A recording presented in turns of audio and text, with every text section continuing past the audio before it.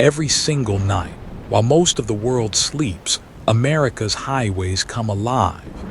3.5 million truck drivers climb behind the wheel of their rigs and roll into the dark, across deserts and mountains, through endless plains and silent forests. These men and women are the lifeblood of the nation, hauling everything from groceries to gasoline, furniture to freight, keeping shelves stocked and cities alive. They know the road better than anyone. They know the smell of diesel in the cold air, the hum of tires on fresh asphalt, the loneliness of a 3 a.m. stretch with nothing but dotted white lines and an AM radio for company. But they also know something most of us will never experience, what it's like to be truly alone and not alone at all.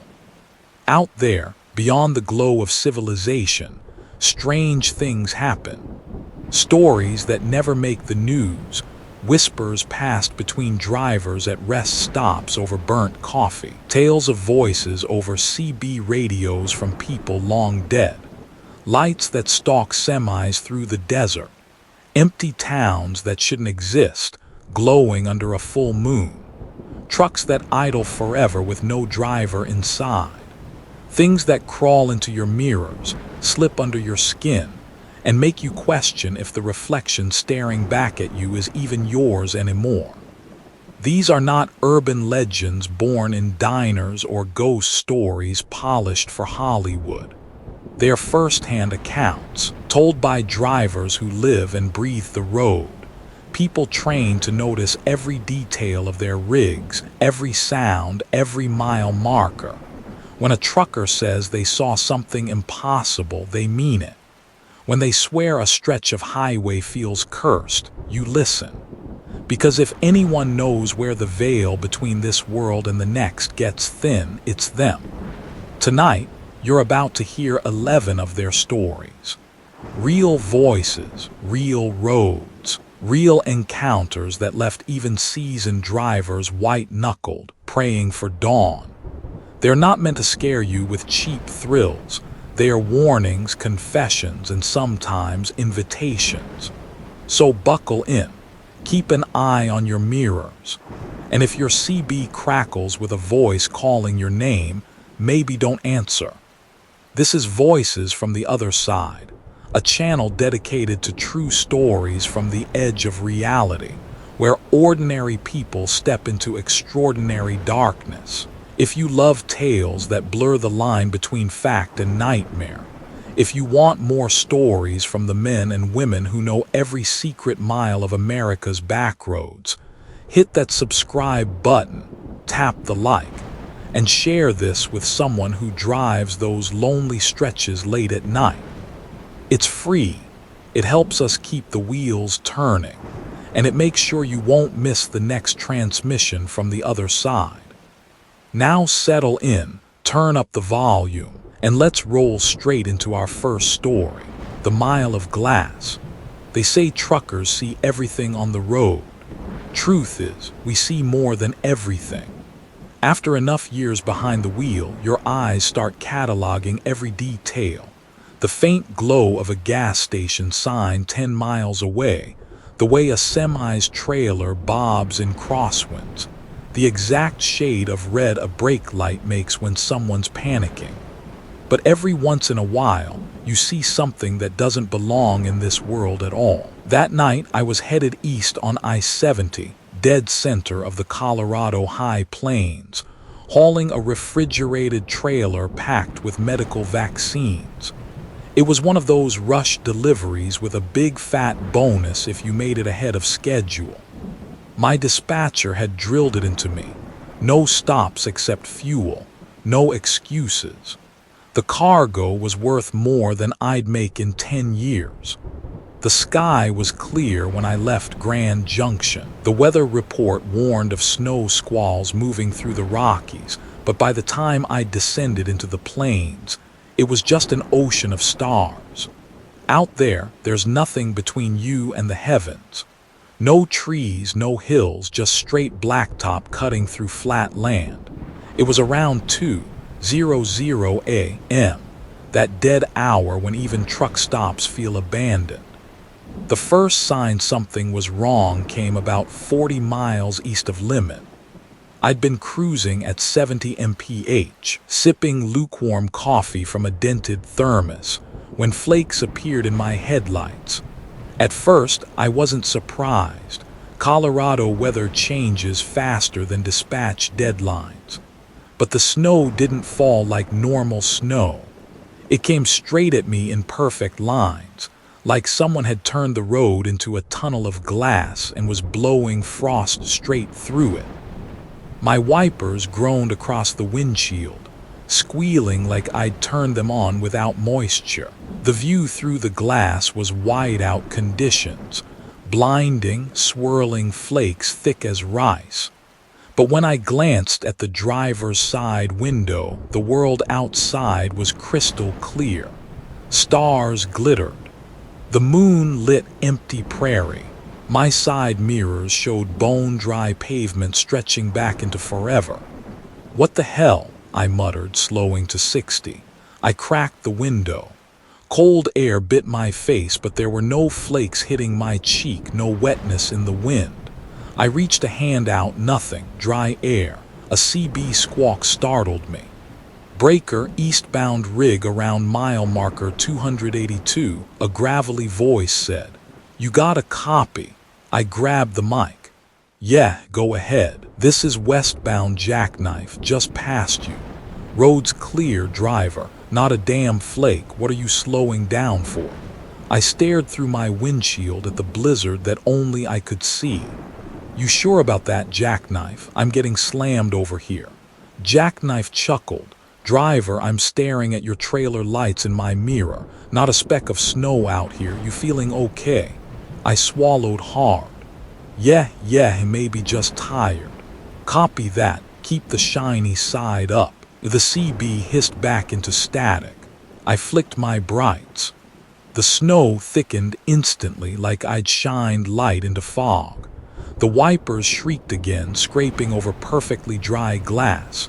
Then I noticed something worse. The flakes didn't fall downward. They moved toward me in a straight line, like I was driving through a tube of frozen air. Up ahead, in the heart of that white tunnel, a single amber hazard light blinked on the shoulder. Click, pause, perfectly steady. I slowed to 40, leaning forward in my seat. The road sign for the next exit flickered past, unreadable in the storm haze, even though my GPS insisted it was clear. The temperature gauge on my dash dropped from 26 degrees F to 20, then to 10. Then impossible numbers, -5, -15, -26 in seconds. My truck's heater roared but couldn't keep up. I could see frost forming at the corners of the windshield. The CB crackled again.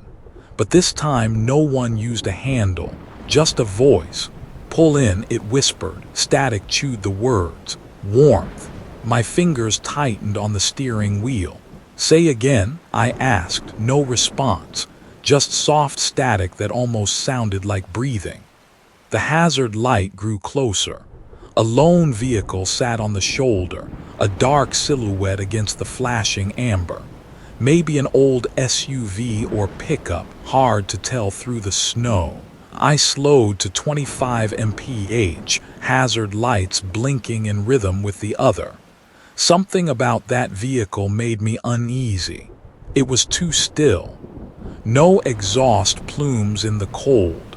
No movement in the driver's seat. I flipped on my fog lights. The road lit up bright as day. That's when I saw it. There was no snow on the ground, none on the guardrail, none on the road. The flakes in my headlights vanished inches from the asphalt like they'd never existed. My breath fogged the cab. The dash thermometer blinked 26 degrees F. My coffee had frozen a thin crust of ice at the rim. "Pull in," the CB repeated, louder this time. The voice was strange, flat, almost automated. "You're cold, pull in." A shape leaned forward in the SUV. Its interior light flickered on, revealing a man in a thick parka, face obscured by frost on the glass. He raised a gloved hand and beckoned. I was seconds from pulling onto the shoulder when instinct screamed at me. My hands locked on the wheel. Instead of turning in, I punched the accelerator. The moment I passed the SUV, the snow stopped. My windshield cleared in an instant, as if someone had flipped a switch. The road behind was dry, black and perfectly visible in my mirrors. No frost, no blizzard. I glanced back at the shoulder where I'd nearly stopped. There was no SUV, no amber light, just a guardrail and a 200-foot drop into a ravine. My stomach lurched. My CB erupted in static so loud I flinched. Between bursts of white noise, a whisper threaded through. "Come back." I drove for another 20 miles before I dared pull into a rest area. My hands shook as I climbed down from the cab, breath fogging the still night air. The sky was cloudless, stars sharp as glass, not a trace of snow anywhere. Inside the rest stop, I splashed cold water on my face and tried to convince myself it had been fatigue. Long hauls mess with your mind, every driver knows that. But when I returned to my rig, I noticed something that made my chest tighten. My hood was wet. Not just wet, frosted, as if snow had melted and refrozen across the metal. My trailer was bone dry. Only the hood looked like it had driven through a blizzard. I keyed the CB. Any eastbound drivers pass a white Freightliner around 2:15 a.m., mile 282. Silence for a few seconds, then, "This is dusty roads. I passed you, driver. You okay?" You slowed to a crawl back there. "Yeah," I said carefully. "Did you see a vehicle on the shoulder?" "Negative. Just you. You were hugging the rail pretty close, though." Another voice chimed in, older with a rasp. "Mile 282. Son, you don't pull over there. That stretch eats trucks." I frowned. Eats trucks. 3 jackknifes this year alone. One guy in January went off the shoulder and vanished. Didn't find him till April thaw. My knuckles whitened on the mic. "What about a blinking hazard light?" The old-timer chuckled humorlessly. "Yeah, I've seen it. Everyone has. Ain't no truck or SUV ever there. Just that light trying to wave you in." When I reached Kansas the next day, I asked a buddy at dispatch to check the DOT cams for that stretch. He called me back an hour later, voice tight. "Cameras show you driving straight through, no snow, nothing unusual. You slowed to 20 at one point, but..." He hesitated. "There's no SUV, no light." "Figures," I muttered. "You okay, Pete?" I didn't answer right away. My hands were still trembling as I smoked a cigarette outside a truck stop diner. A week later, I took the same route back west. Part of me wanted to prove it was all in my head. I hit mile 282 just past 1:00 a.m. The moon was bright, lighting the plains like a silver sea. Nothing happened. No light, no snow, just empty asphalt and the dark sweep of the prairie. I should have been relieved, but my stomach twisted tighter the farther I drove. At a rest area near Lemon, I parked to grab a coffee. As I stepped out of my rig, I froze. There was frost on my hood. Again. I started asking around at truck stops. Drivers knew the mile of glass, though nobody called it that officially. Some said it was where an old rest area used to be before the highway was expanded. Others whispered about a bus crash in the 1960s that killed every passenger, their bodies thrown into the ravine below. An older driver named Hank leaned across a diner table and lowered his voice. "They say you only see what you fear most," he said. "Some see a stranded trucker, others see a cop car. My buddy swears he saw his own father waving him over, even though his dad's been dead 20 years. I swallowed. I saw a guy in a parka, couldn't see his face. Hank nodded. It's a lure. Whatever's waiting for you, it knows how to get you to stop. I wasn't planning to test it again, but trucking life doesn't let you pick your routes. 2 months later, I was eastbound on I-70 with another refrigerated load. February this time. The plains were already snow-dusted, the sky overcast. As I neared mile 282, my wipers squeaked across dry glass. My breath fogged the cab. The temperature plummeted. The storm slammed into view, snow whirling in my headlights. I gripped the wheel tight, pulse racing. This time there were two hazard lights. Side by side, two vehicles on the shoulder. My CB hissed. A new voice, female, calm. Pull in, we've got coffee, warmth. I didn't slow, my foot pressed harder on the accelerator. The blizzard thickened, flakes slamming into the windshield so hard I thought they'd crack it. Suddenly, a shape stepped into the road.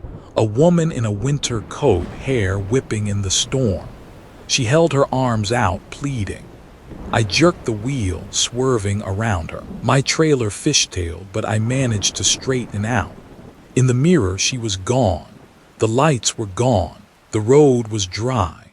My heart hammered so hard I thought I'd pass out. I pulled into a truck stop 30 miles later and sat in the cab for a long time, shaking. When I finally got out, my boots crunched on frosted pavement despite the night being a mild 30 degrees F. The frost was only under my truck. A maintenance guy walked past, did a double take at the ice. Damn driver, you've been through a snowstorm. Something like that, I muttered. Word spread. Other truckers started calling it the mile of glass. Some laughed it off. Others swore they'd seen the same thing. A few drivers claimed to have stopped, and their stories were always the same. The moment they opened their cab door, they were hit with freezing wind so strong it knocked them flat. And when they scrambled back inside and slammed the door, everything outside went still. Nobody knows how many trucks have gone over that drop. Some say the guardrail is replaced every few years, always bent the same way, always at mile 282. I've been driving for 23 years. Nothing scares me like that stretch of highway. Not icy mountain passes, not blizzards in Wyoming, not even tornadoes, because those are real. You can fight them, survive them. But whatever's waiting at mile 282 isn't weather. It isn't mechanical failure. It's something else. Something that wants you to stop. I still drive that route. I keep my eyes forward, hands steady, and I never slow down. Even when I feel the temperature drop. Even when I hear a voice whispering through the CB. Pull in. Warmth. Because I know what's waiting there. A guardrail and a 200-foot drop. Story 2. Exit 23 closed. The Appalachians at night can feel like another world entirely. Even for truckers who live on the road, there's something different about those twisting mountain highways. Curves that appear out of nowhere.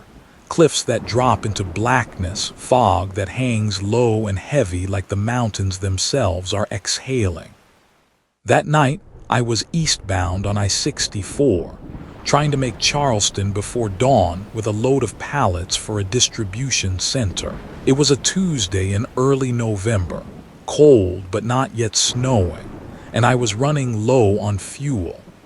I'd been pushing hard all day, trying to claw back time I'd lost on a construction detour in Kentucky, and the gas gauge needle had crept uncomfortably close to E. I checked the GPS. The next service area was 25 miles out, too far for comfort with my tank flirting with fumes. I sighed and zoomed in on the map. That's when I saw it. A small icon for a station called Coal River Plaza, right off exit 23, less than 5 miles ahead. I didn't remember ever seeing that stop before, but I'd driven these roads dozens of times. Maybe it was new, or maybe I'd just been too focused to notice it in daylight. Relieved, I signaled and settled back, scanning the roadside signs for confirmation. The first thing I noticed was how bright the overhead sign looked. Most gas station billboards along this stretch of Appalachia are weathered and flickering, but this one glowed crisp and clean against the dark.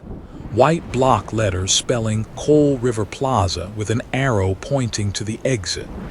The sign's face was spotless, not a bug smear or patch of grime in sight. I took the ramp, winding down into a valley hollowed between hills. The road was narrow but freshly paved, the reflective paint gleaming like glass in my headlights. Coal River Plaza came into view around a bend. It didn't look like any truck stop I'd ever seen. Instead of modern LED price boards and plastic awnings, there were old-fashioned glass globe pumps standing in a neat row, each topped with a glowing white orb marked Gulf. The station itself was a squat brick building with a peaked roof, its paint freshly whitewashed, an old Coca-Cola sign hanging out front. A bell chimed as I rolled over the hose in the concrete, that classic ding-ding you only hear in black and white movies. My headlights swept across the price board. I blinked, thinking I'd misread it. 29 cents a gallon. I parked near the pump closest to the door. The building's windows glowed warm and yellow, and I could see shapes moving inside. People, maybe 2 or 3, but they stood unnaturally still as I climbed down from the cab. The air smelled different here, heavier, like coal dust and kerosene. The cold felt sharper, not the crisp November chill I'd felt on the highway, but a damp, biting cold that crawled under my jacket. The pump had no digital screen, just a rolling set of numbers behind glass. I scanned for a card reader but found only a metal lever and a faded sticker. Pay inside. Guess we're going old school, I muttered, glancing back toward the door. That's when I noticed something else. An AM radio broadcast bleeding faintly into the air as though someone nearby was playing an old transistor radio. The announcer's voice crackled through static. Storms passing over the valley now, folks. Keep safe out there. November 9th, 1961. I froze. The bell above the door jingled as I stepped in. The station smelled of oil, wood polish, and tobacco smoke. The interior looked like a museum. Rows of glass soda bottles, racks of candy bars in retro wrappers, a magazine stand stocked with Life, Look, and Reader's Digest, all dated 1961. Behind the counter stood a man in dark coveralls with coal dust smudges on his cuffs. He had the gaunt, weathered face of someone who worked underground his whole life, and he wouldn't quite meet my eyes. "Evenin'," he said, voice flat. "Evening," I replied cautiously. "Fill up diesel full tank." He nodded and reached under the counter for a paper ticket, handing it to me without a word. His hands were calloused, cracked, and black under the fingernails. There was a clock on the wall behind him, its face yellowed with age. The hands pointed at 1:14. The second hand twitched but never moved forward. "Cold night," I offered. "Always is," he muttered, scribbling something on his ticket pad. I stepped back outside, trying to shake the sense of wrongness crawling up my neck. As I pumped fuel, I noticed the parking lot wasn't empty after all.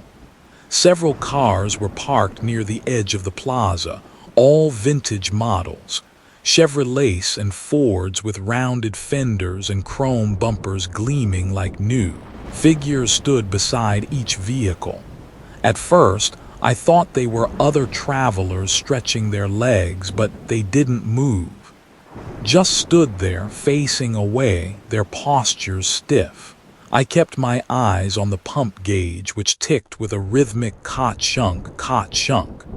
The smell of diesel was overpowered by something sweet, like lamp oil or kerosene.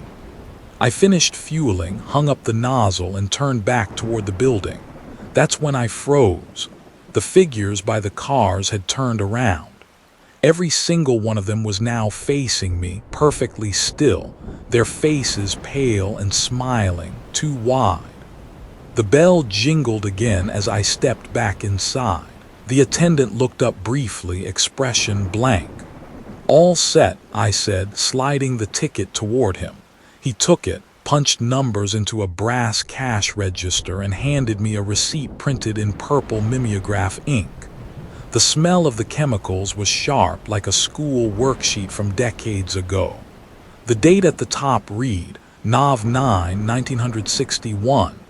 I looked up at him, heart pounding. "Hey, buddy, what's today's date?"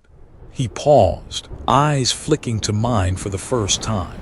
They were a pale gray, clouded but sharp, like a photograph left out in the sun.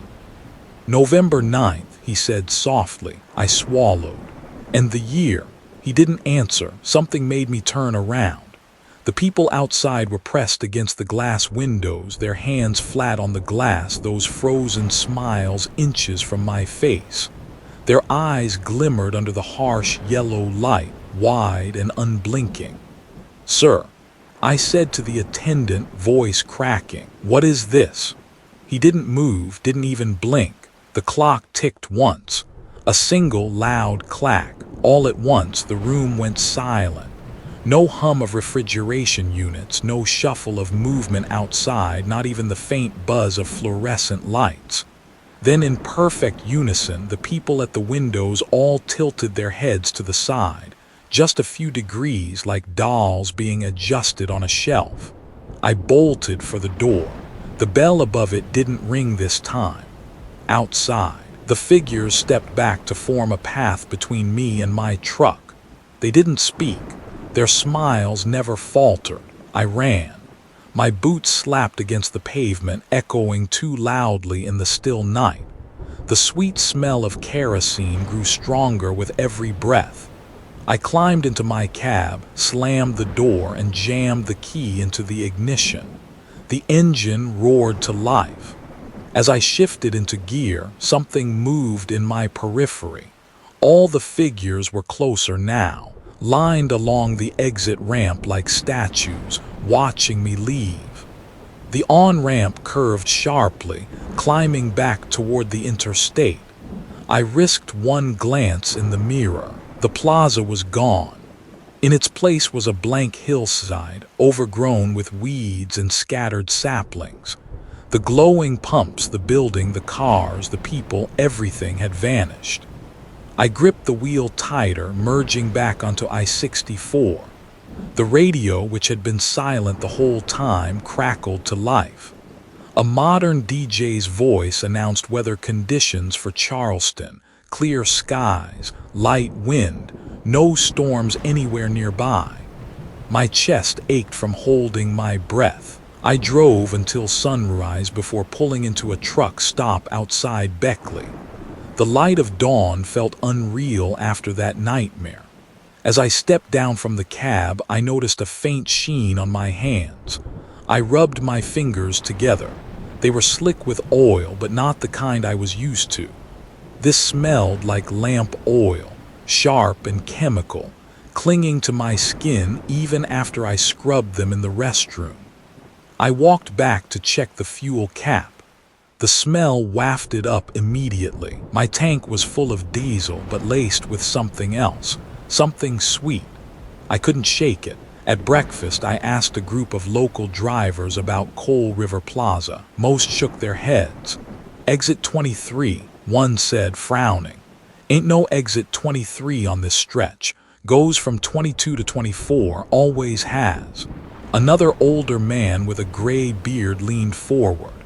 "Coal River Plaza that burned down in the 60s. Gas leak. Whole family ran the place. No survivors. They say the road crews tore out the exit in the 70s. Nothing there now but hillside. He leaned back, eyes narrowing. "You didn't see it, did you?" I hesitated, then nodded. The diner fell silent.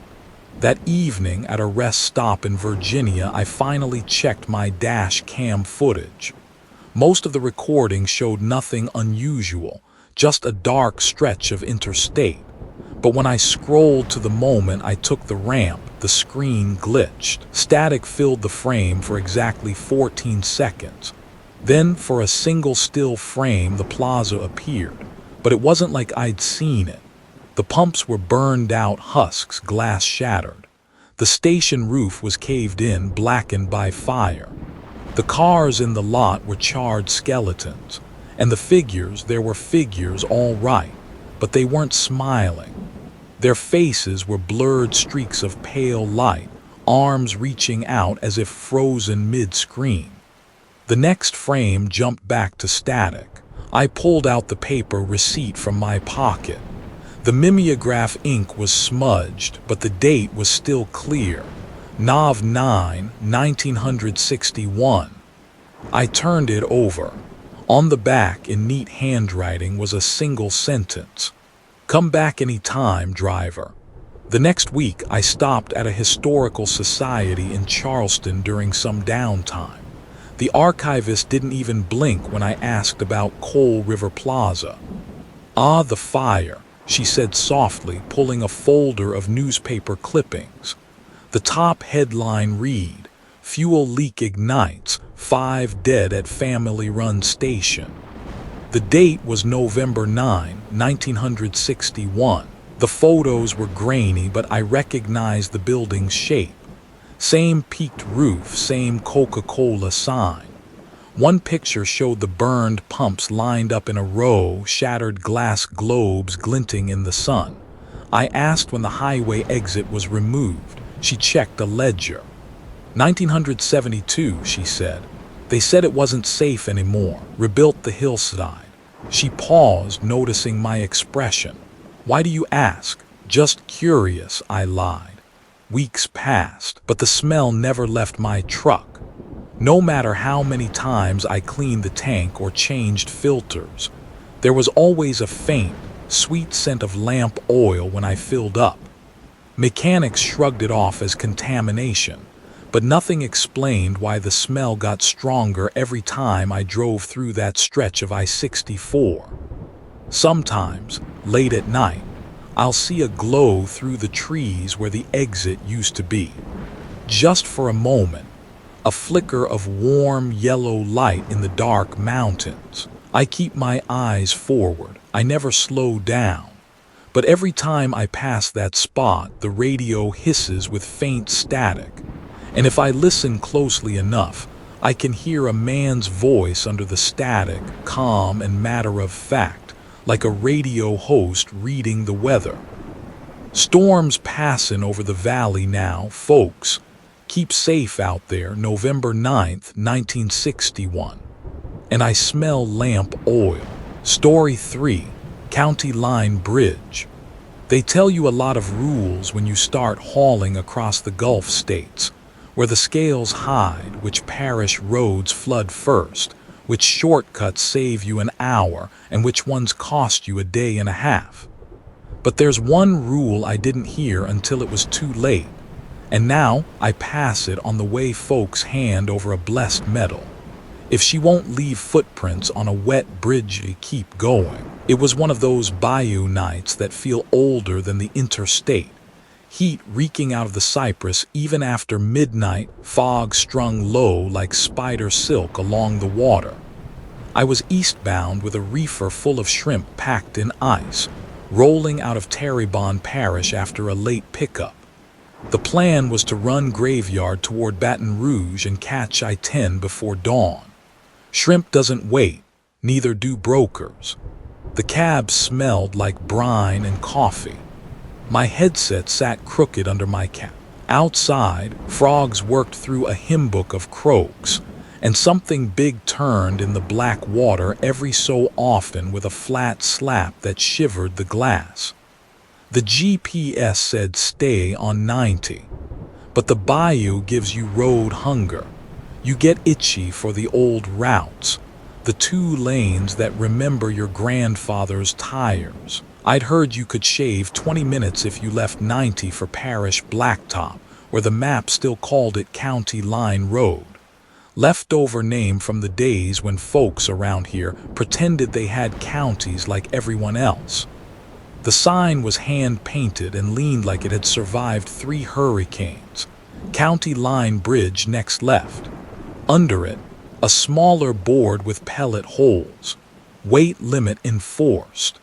My gross was legal, and I've run worse wood deck bridges across rice canals. I signaled and drifted onto the turn lane, tires whispering over damp shell. Fog pooled in the low spots.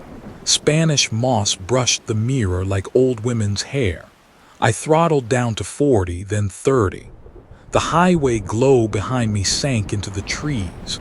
For long stretches, the only light was my own, and it hit the fog and came back to me, tired and yellow like an old flashlight. That's when I saw her. She was about 50 yards ahead, standing on the steel truss of the bridge approach. One of those riveted triangles that frame a picture of your own headlights. She wore a varsity jacket, red sleeves and a white body, big block letter stitched over her heart. She was soaked through, hair dark and dripping, water purling off the cuffs and falling in a steady tick. She lifted one arm and waved like she just spotted her ride after band practice. Not frantic, just certain I'd stop. Everything about the scene said wet. The air beaded my forearms, mist ran down the chrome, her jacket shined with it. But the deck under her sneakers, planks gone gray with age, was dry as chalk. No slick sheen, no footprints, like the water refused to touch the boards where she stood. I eased off the throttle and set my hazards. The reefer hummed on. A minute of thinking can look noble in a story. In a cab, it's 2 breaths and a curse. I reached for the mic. Breaker 19, anybody got ears on County Line by Bayou des Chairns. Eastbound, got a pedestrian on the bridge.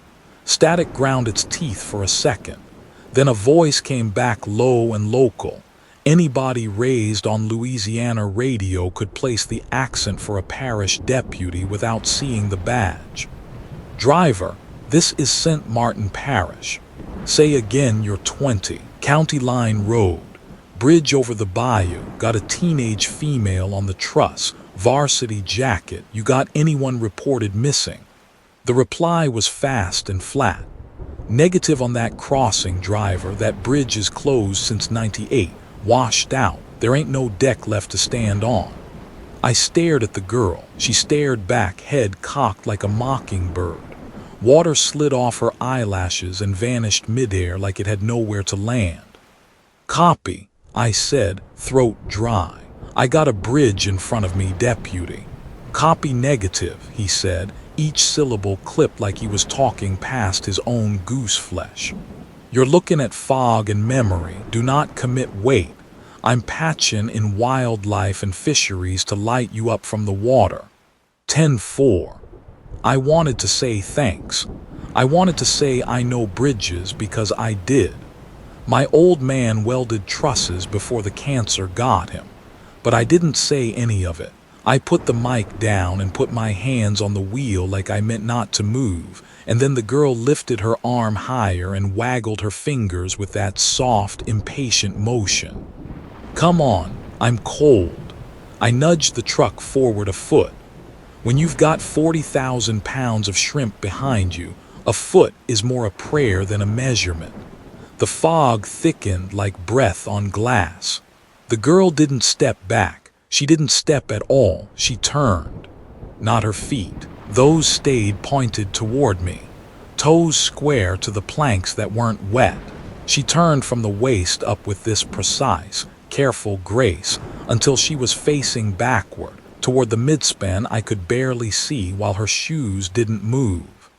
Then she slid away from me backward, the length of her jacket shifting like it was caught by an invisible hand, her hair draggling in a line behind. She didn't look back. She didn't need to. She knew I would follow. The GPS chirped. The little ribbon of blue road winked out, replaced by a flat wash of darker blue-labeled water. The unit lost its mind and rerouted me into the bayou twice before it decided I was nowhere at all. The screen glowed dumbly in my dash and threw up an error code I'd never seen. Map data not found. Driver. The deputy again, closer this time, like he'd leaned into his handset. What's your plate read? I told him. He said my name before I could. All right, mister. Dupree, talk to me. Where exactly are your front tires? Just shy of the expansion joint. The old steel ahead had a seam where it married the newer road. I can see the first set of rivets. There was a beat so long the frog stopped to listen. He came back softer. You can't back her up. Nice and easy. The deck under my headlights looked patched but solid, weathered timber gleaming like oiled bone. The truss framed a gray runnel of fog that passed for river light. The girl had reached the first portal. She raised both hands and mouthed something. 3 syllables, clear and patient like a mother at a crosswalk. Turn around. 10-4, I said finally. My chest had tightened so slow I hadn't noticed till the breath hurt. I straightened the wheels and eased my boot onto the brake, slid the shifter down into reverse with a clack I felt all the way up my arm. The truck rocked. The weight answered from the trailer, a wail shifting in sleep. Behind me was black road and trees, no shoulders fit for prayer. Backing a rig on a narrow parish route in the fog would shame a saint. But I'd rather kiss a ditch and call a wrecker than drive into water-wearing steel. I tipped in a little throttle and the whole rig gave that delicate, reluctant rope creak a full load makes when it changes its mind. The girl's hand stayed up. Turn around. I saw her lips shape please, if she'd pleaded. I don't know that I could have done the right thing. But she mouthed it like a line she'd said too many times to make it hurt anymore. I split my gaze like a card sharp. Left mirror, right mirror, hood, the shallow reach of headlight. The first foot was clean, the second smoother, the third. The fog peeled back like someone dragged a rake through it and I saw nothing where the bridge should be. No truss, no timber. Just a cut in the earth, a jawbone of mud, river wader sliding past with oily patience. The outline of the far bank showed itself through the rags of mist like a bruise. My front bumper hung over air. I stopped breathing. The cab settled the way a living thing does when it finds out how near it came to dying. The reefer hiccuped. My trailer's rear tire stopped 2 inches from the torn edge of asphalt. No shoulder, just broken road crusted with shells and rebar whiskers leaning out over the drop like dead flowers. I put her in neutral and set all the brakes, and only then did my hands start to shake. Parrish, I need you, I said. You were right. There's no bridge. We're on our way, the deputy said, not even bothering to hide the tremor in his voice. Blue lights will be on you in 3. I looked for the girl because of course I did. I wanted to thank her. I wanted to cuss her out. I wanted to demand that she stop standing in places no one else could see. The fog had folded back into itself. The deck I'd seen was gone from the world like a sly thought. The only thing the bayou offered me was the sound of fish turning and a long, slow slap against concrete someplace downriver. Just like the palm and cheek my mother used to put on my shoulder when I was small and too close to the ledge. Blue leaned and swung through the trees a minute later. Wildlife and fisheries cut their spots across the water, finding nothing where there should have been something and everything where I wished there had been nothing at all. The deputy's Tahoe slid in nose to nose with my rig and stopped a good yard short. Like the vehicle was a skittish horse that smelled blood. He stepped out, hand on his hat, scanning the broken mouth of the road and the black water below it with that tired, angry look men get when the land refuses to stop telling the same bad story. He was built like a shortstop and pale under the brim, not the kind of man who had to say he was born here. You heard it in the way he didn't waste words. "You okay, Mr. Dupree?" "I am now." He nodded like that answer didn't matter as much as the question that followed. "You saw her?" "I saw someone." The word we both meant sat there between us, heavy and unwanted. "Varsity jacket, red sleeves." "98 flood," he said, still watching the water. "You weren't living here then." "I was in Lafayette," I said, sandbagging till our hands bled. He made a small sound in his throat. "Bridge went out about 3 in the morning. Pickup full of seniors tried to beat the crest. One made it to the bank, one washed under, 2 were never found. You can figure which way the story's bent after." "What was her name?" I asked, because you don't put a shape on something and then refuse it a name, not around here. He took his hat off, like that was how the price of the name was paid. "Aubrey Landry." The name rang in the metal, in the fog, in my sore jaw. I looked out where the truss had been in my headlights. A rectangle I'd driven my eyes through like a doorway, and tried to see a girl with wet hair hurrying a carload of laughter toward daybreak. I tried to see the door she never reached. "You get many calls?" I asked. "About her, about this?" He set the hat back on, brim low. Enough to keep me up. Enough to make me wish folks would listen to a hand-painted sign. We walked the shoulder, or what passed for one, until the asphalt began to crumble. In my head I could still hear the creak of weight shifting and forgiveness straining thin. My boot kicked something soft. At first I thought moss. Then I stooped and picked up a rectangle of felt and chenille, the kind you sew on a jacket to tell the world what you're good at. The letter was a T in gold thread, damp and gritty with silt. The backing had rotted down to lace. If I squeezed, river smell bled out of it sharp and green. The deputy saw it and didn't reach for it. Those wash up sometimes, then they wash away again. I turned it over. On the back someone had initialed with a laundry marker so faint you had to find the ink with your finger before your eyes. A.L. "You believe in ghosts, deputy." He smiled in that way that isn't a smile. "I believe water remembers more than it tells. I believe it tries to put itself back where it was and takes folks with it when it's tired of being made to wait. I believe teenagers think they are stronger than a river." He walked me through the reverse like a surgeon talking a hand back into its work. Spotlights washed the cab. Reflective tape on the trailer looked electric. Each nudge of throttle was a question with math in it. Each foot back was a prayer answered in rubber and patience. When we cleared the last tooth of broken edge, 3 men exhaled at once and pretended they hadn't. He wrote me nothing and gave me everything I had come for, a way back to the highway that didn't look like a dare. I rolled slow past the leaning sign and let the fog close behind me. The reefer's compressor cycled. Cold air climbed the vents and kissed the sweat at my spine. The frogs took up the hymn again. And the water, well, the water minded its own business, which is to say it minded everybody's. Back on 90, the GPS remembered fake certainty and put my truck back on its threadbare blue ribbon.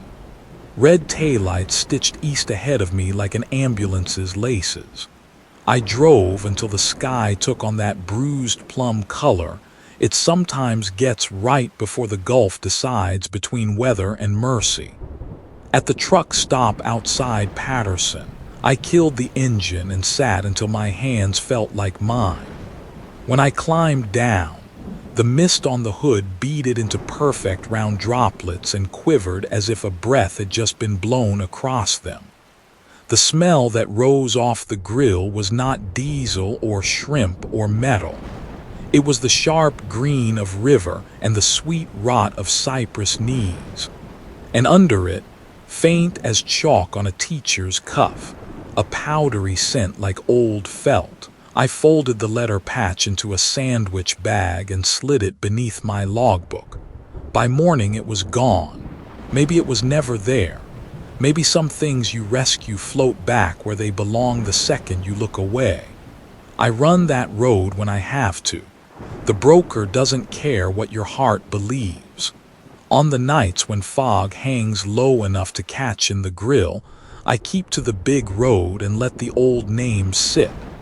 If the CB coughs up a parish deputy, I thank him like he loaned me luck. And if I pass a girl in a jacket where no bridge stands and the boards under her shoes are dry in the rain, I don't wave back. I keep going. Because I've learned what she's trying to say, and it doesn't help me, not anymore. It's that other thing you say to somebody who hasn't learned yet how quickly a dark slick of water can steal their weight. And if you ever forget, if you ever think you're stronger than a river, watch her feet. If she won't leave footprints on a wet bridge, don't be the next name the water keeps. Story 4. Malwalkers. There's a certain kind of silence that hangs over a mall after it's been dead long enough. Not the normal emptiness of an early morning Walmart or a warehouse aisle, but a heavy quiet, like the walls are trying to remember voices they haven't heard in decades. I delivered to plenty of abandoned plazas over the years, strip malls turned into fulfillment centers, big box stores converted into data centers. This one in Ohio, though, felt wrong from the moment dispatch gave me the address. They called it the Summit Valley Galleria, a name I vaguely remembered from childhood radio ads in the 90s. Over 100 stores under one roof, cool off at the food court. The place had closed in 2003, but the broker claimed a developer was renovating it into an indoor sports complex. They'd paid for a midnight delivery slot, easy money, unload and roll out. I rolled into the lot a few minutes before midnight. The asphalt was cracked and cratered, weeds poking through, but every single light post burned bright. Sodium yellow halos washed the parking lot, humming like a beehive. The loading dock looked newer than I expected, the big bay doors freshly painted. I backed the trailer in and killed the engine. The night was humid, crickets screaming, but the air around the dock smelled faintly of popcorn butter and cleaning chemicals, like a mall still open for business. There was a security camera above the door, its red LED blinking. That shouldn't have felt odd, but it did. A sign taped crookedly to the door read, "Mall receiving, please knock." The tape was yellow. I knocked. The metal vibrated under my knuckles like it had been bolted yesterday. A buzz sounded and the door clicked open. Inside was a loading corridor straight out of 1987.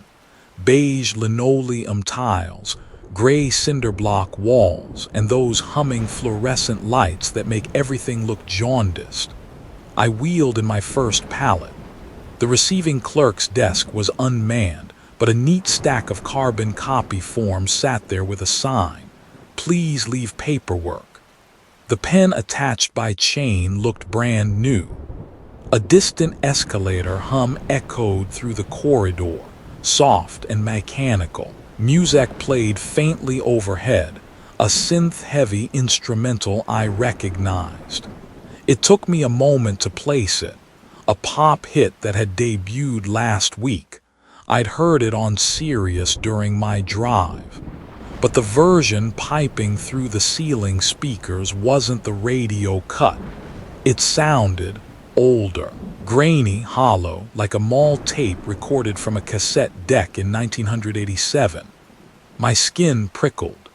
I pushed the pallet jack forward, following signs for the main concourse. The door swung open on silent hinges, and suddenly I was standing at the edge of a perfectly lit shopping mall. Both escalators, the one going up and the one going down, were running down. They moved slowly but steadily, rubber handrails gliding like conveyor belts. My brain stuttered at the logic. One escalator down, sure, two going down. The music grew louder, filling the vaulted space with soft reverb. My boots echoed on spotless tile. Every store window I passed looked like a museum exhibit. Sears with mannequins in bright neon ski jackets. KB Toys with stacks of unopened board games. Orange Julius with gleaming counters, no dust anywhere. The place was so clean it hurt my eyes. I stopped at a column with a security monitor mounted high above. It showed 4 camera feeds from the loading dock, one from the parking lot, 2 from hallways, and one fixed on the exact spot where I stood. Except in the feed, I wasn't facing the camera. The grainy black and white monitor showed me from behind, shoulders squared, hand on the pallet jack. But I was looking right at the lens. I stepped backward. In the feed, my doppelganger moved forward. I left the pallet where it was and walked away. Curiosity overrode fear for about 10 more seconds, long enough to approach one of the glowing mall directories. The plastic screen lit up like new, complete with a cheerful "You Are Here" star.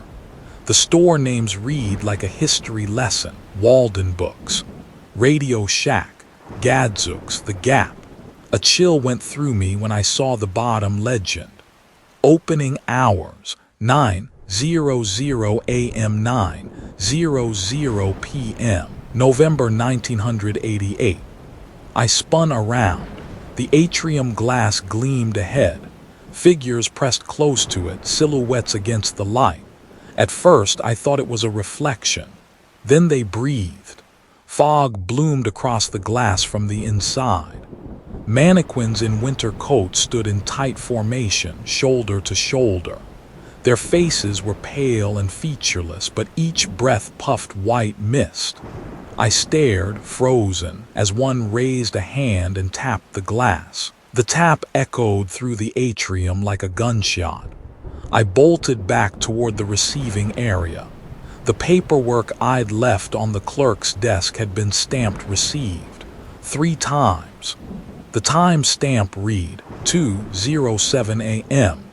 The next page 2:07 a.m. Third page 2:07 a.m. My watch read 12:18 a.m. I spun the pallet jack around, dragging the load back toward the bay door. The music shifted abruptly into something else. Children's laughter played backward, echoing through the cavernous hall. SFX, reversed giggles under escalator hum. The mannequins at the atrium glass were gone, but my eyes caught movement in every store window, shadows darting, hands clutching shopping bags from chains that hadn't existed in decades. At the far end of the concourse, a cluster of figures emerged. At first, they looked like more mannequins. Then one turned its head too fast and its mouth opened in a grin that showed every tooth. The loading bay door waited, propped open like a welcoming mouth. I didn't stop for paperwork or signatures. I rammed the pallet back into my trailer, chained it down, and rolled the door shut with a slam that echoed like a coffin lid.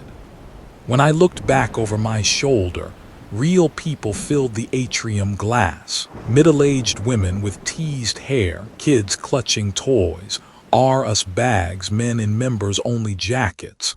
They waved like shoppers greeting Santa's sleigh. Their smiles were stretched too wide, eyes glassy and wet. One of them pressed a palm to the glass. The skin rippled like soft plastic. I fired the rig, gears grinding from panic, and floored it out of the dock. The bright lights of the parking lot flickered and died the moment my front tires hit asphalt. In the mirror, the glowing atrium shrank into darkness. For a split second, I swore I saw escalators crawling with hands instead of people. Then the mall was swallowed by blackness. I pulled into a pilot truck stop 20 miles away, shaking so hard I spilled coffee down my shirt. When I reached for the delivery slip, I found 3 identical pages stamped 2:07 a.m. over and over. I checked my dash cam footage. Every clip past midnight was static, except for one freeze frame, a wide shot of the mall concourse. The mannequins stood shoulder to shoulder, motionless. Behind them, a crowd of shoppers filled the atrium, smiling. A week later, I mentioned the delivery to another driver at a rest stop diner in Toledo. He dropped his fork. Summit Valley, that place has been sealed for years. They say the last Christmas season was so dead the owners just walked away. Lights still come on sometimes, though. He leaned in. My uncle was a security guard there in 04. Said he quit after one night. Saw people walking the halls at 3 a.m., but none of them had faces. Said the cameras always showed him standing perfectly still when he swore he was running. I didn't ask for more. 3 months later, Dispatch offered me another run through Ohio. I refused, but I did take a detour past Summit Valley Galleria in daylight. Curiosity kills cats and truckers alike. The parking lot was a field of weeds. The light poles stood rusted, some bent in half.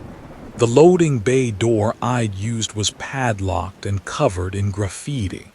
No tire marks, no signs of recent use. I parked on the shoulder and stared for a long while.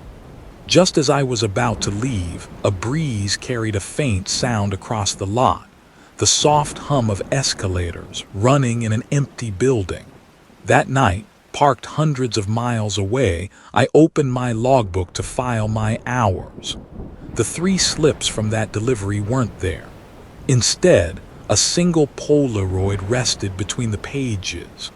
It showed me standing in the concourse of a brightly lit mall, pallet jack in hand, staring straight at the camera. Behind me, the atrium overflowed with shoppers.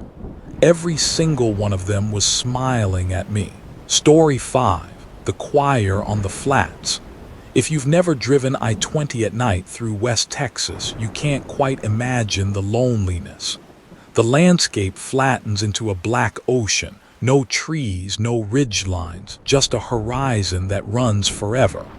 On moonless nights, the only things taller than your rig are the wind turbines.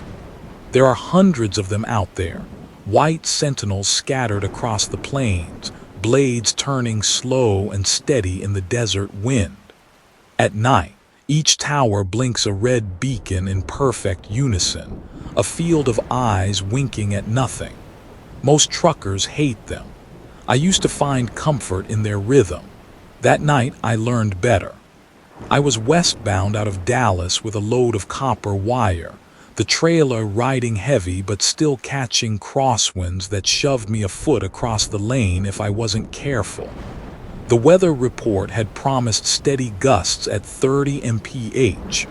Out here, that's normal. You just grip the wheel and let your arms burn. The CB was dead. No other trucks in sight. Just my headlights cutting a narrow cone through the desert and those blinking red dots way off on the horizon.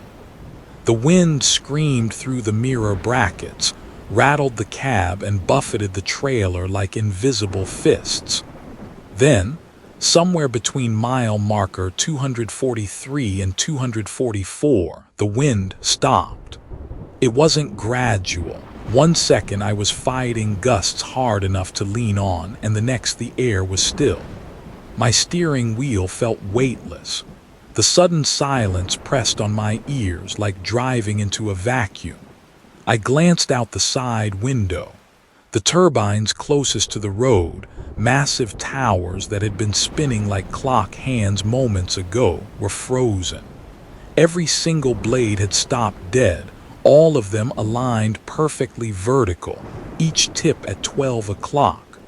A low tone began to rise, so deep it vibrated the seat beneath me. At first, I thought it was the road, some resonance from the asphalt. Then I realized the pitch matched my tachometer exactly, 500 RPM. When I downshifted out of habit, the tone dropped in perfect sync. I was hearing the truck's heartbeat echoed back through the night. I flicked the CB on. Breaker 19, anybody westbound on I-20 near Roscoe. Wind just went dead out here. Static hissed back. I tried again, switching to 19 and 21. Nothing. Out of instinct, I turned up the AM radio to catch the NOAA weather channel. A calm voice reported, wind speeds holding steady at 32 miles per hour, gusting up to 38. Advisory in effect through dawn. I rolled the window down. Not a breath of air moved. I crested a gentle rise and the world opened into a valley of towers. There must have been 60 turbines in sight, each one perfectly still, their blades aligned like some giant clock face frozen at midnight. Then slowly they began to turn. Not the blades, the towers. The entire steel columns groaned on their bases, swiveling as one, aligning like soldiers to face the highway. Metal shrieked across miles of empty plain, a sound so loud it rattled my mirrors. I slammed my foot on the throttle. The rig roared. My pulse thumped hard enough to make my vision blur. The red beacon lights blinked in perfect sync, but now they weren't steady. They pulsed in a pattern.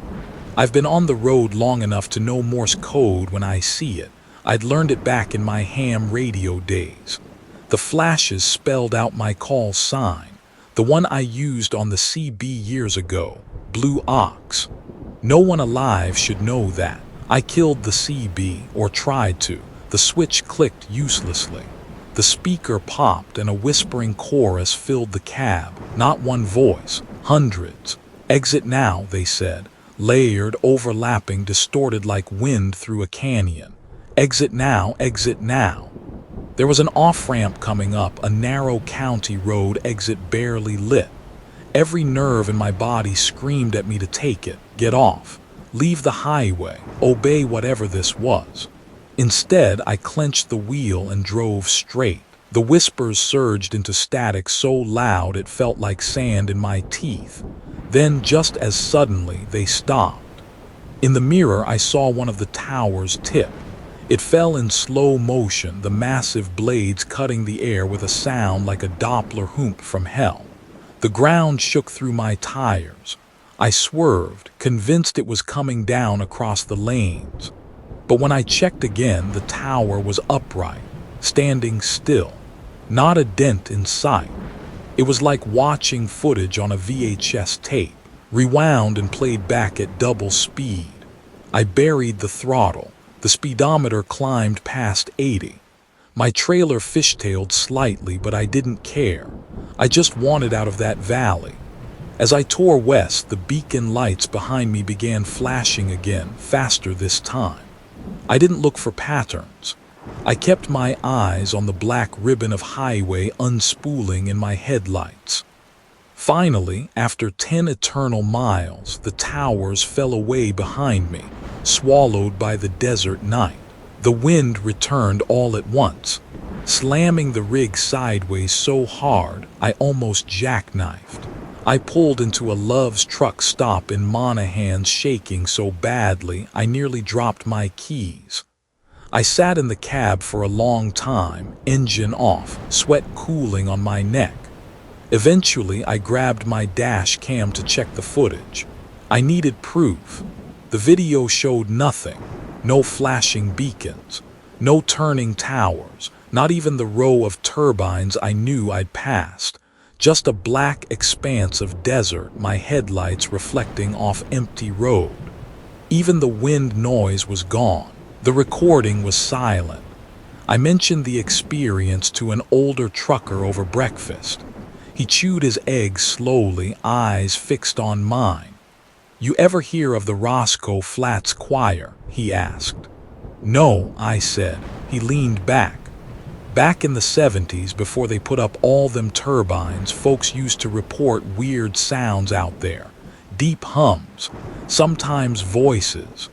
Old-timers swore it was infrasound, wind blowing through the mesas, creating vibrations that make you see things, make you sick, make you crazy." "These weren't hallucinations," I said. He shrugged. "Maybe, but you ain't the first driver who's seen those towers move. Won't be the last." A month later, I had to take that route again. Dispatch didn't care about ghost stories. This time I drove through the valley at noon. Sun blazing, turbines spinning steady. Everything looked normal, until I saw one tower, the tallest, standing perfectly still, blades locked at 12 o'clock. Its red beacon blinked once, twice, pause. Once, twice, pause. I didn't wait for the rest. There's a stretch of I-20 where I keep the hammer down and the radio off. My dash cam is always running, but I've stopped checking the files. Because I know what I'll find. Silence and a dark highway that pretends it's empty.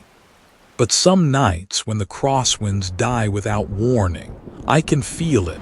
Vibrations in the steering wheel, a hum that matches my tack.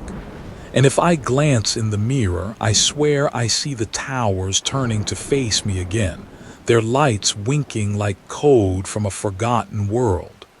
They're not turbines anymore. They're a choir. And the song they sing is mine. Story 6, Shadow Ahead. They tell you a lot of rules on the road. Most of them learn the way children learn a stove is hot, by touching. In Nevada, I learned a new one, and I give it to you the way a stranger once gave me a cigarette at a broken pump in Tonopah. Don't pace a walker who never blinks. I was running north out of Vegas, light on the throttle and heavy on the quiet, angling for Ely by morning with a trailer full of composite sheeting that didn't care whether I lived or died so long as it arrived on time. I cut west at Crystal Springs, where US 93 tees into US 375. The sign doing its corny, best under a nest of bullet holes. Extraterrestrial highway. There's a tin-roofed bar down the road that sells plastic aliens and burgers shaped like flying saucers, and a ranch mailbox that used to be famous for being black until somebody painted it white and tourists kept stealing it anyway. You hear the jokes, you roll your eyes, you keep driving. It was the kind of desert night that goes brittle at the edges. No moon. Stars like frost scattered from a busted shaker. The highway ran ahead in a line so straight it looked fake, reflectors winking to the horizon. Every few miles, a jackrabbit tried to beat statistics and lost. The air was so dry the skin across my knuckles felt like paper. 4 miles past the Rachel turnoff, the road leveled into a broad basin and the land fell away. A shallow bowl with the dark suggestion of mountains drawn around it like charcoal. Out there, Groom Lake and the spaces you don't talk about made their old secrets under the stars. Once, a refueling tanker winked high and dark across my windshield, running no lights and all intent. The desert swallows that kind of thing like a trick. If you see a test flight, no you didn't. If you hear one, you didn't either. The first wrong thing looked small enough to ignore. A man walked the shoulder 30 yards ahead of my beams, hands deep in the pockets of a coat too long for him. He was just there as if I had driven him into existence. The road was posted open range. You kept a sharper eye for cattle than for people. But he matched me at 40. I eased to 50. He matched that too. By 60, he was still there, stride even, no hitch, not so much as a bounce in his shoulders. "Okay," I said out loud, because you say something when nobody's there to be sane for you. "Okay, buddy." He didn't look back. He didn't look anywhere at all, as far as I could tell.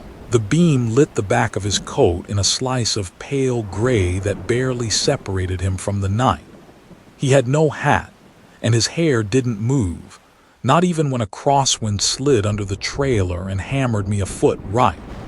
I corrected, teeth clenched, eyes back to the shoulder. He kept pace. The shadow he threw ran ahead of him into the lane, a long black smear like the wing of a hanger spreading from my passenger side headlight across the asphalt. It was so crisp it had edges, like you could cut your hand on it. "Breaker 19, I said, thumb finding the ridged button on the mic. "Anybody on 375 northbound near mile 12. Got a pedestrian pacing me on the shoulder, might need county." It fizzed. Then a cheerful voice jumped in, accented by a camera flash I could hear, tourist bright and bubbly. "A big truck, we're right behind you," a woman said. "There's nobody there, like literally no one." A man's voice next, laughing at the wrong thing. "We're at, the honey, what's the mile?" "Yes, 12, we see you, we don't see like a guy or whatever." I touched the brake just enough to bloom my reflectors and let them know I knew. In the mirror, a rental SUV wobbled in my lane a little, then settled. Their high beams were up, throwing unkind light across my trailer doors. Either they were lying or the truth didn't care about being agreed with. I tipped back to 60, then to 65. The figure's gait didn't change. He wasn't running, he was just keeping up.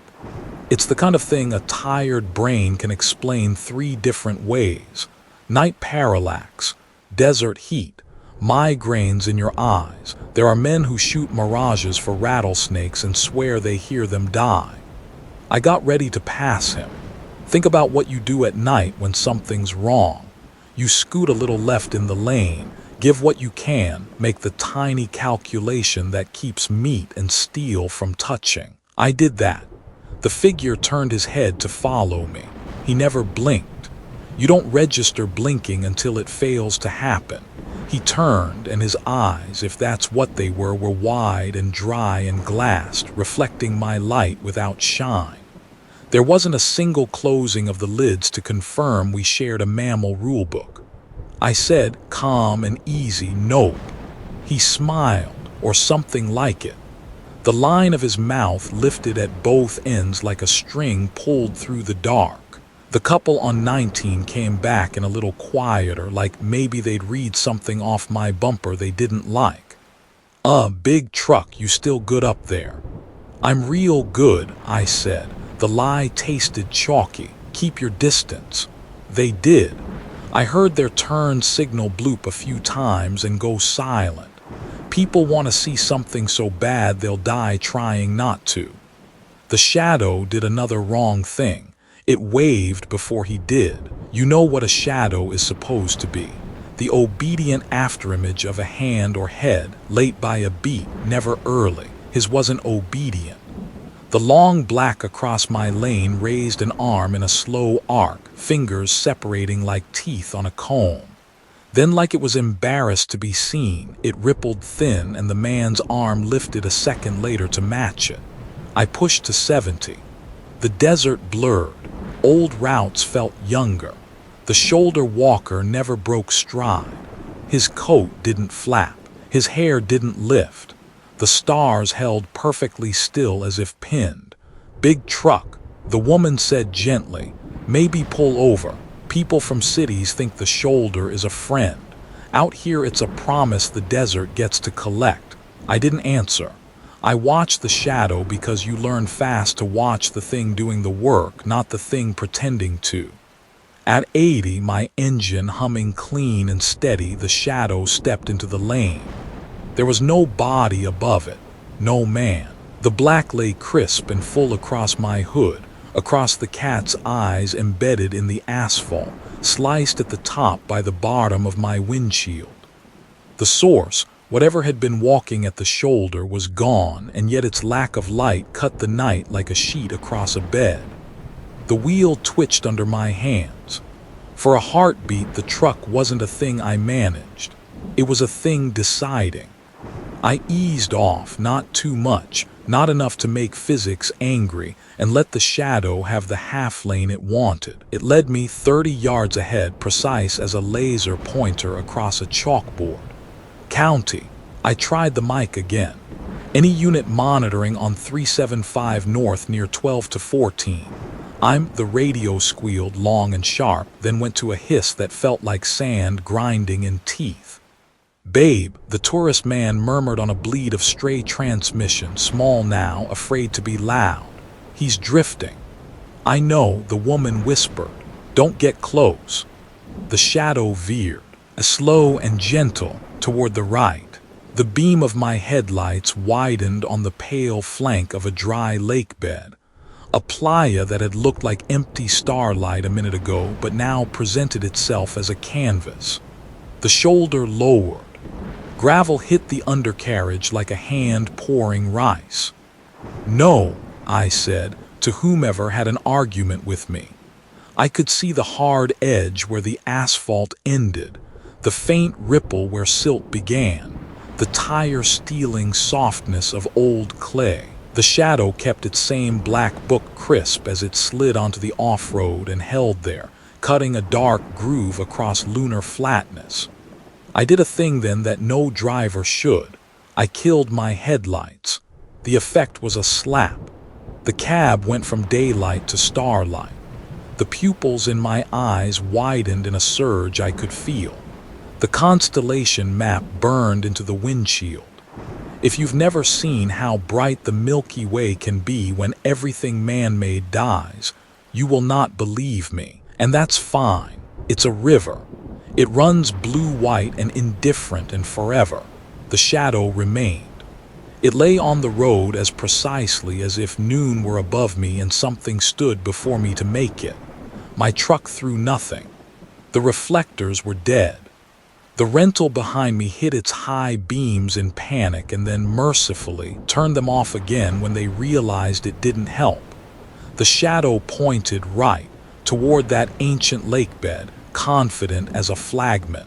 I drove for 3 seconds in that wrong world, which is as long as I could stand it. Then I slapped the stalk back.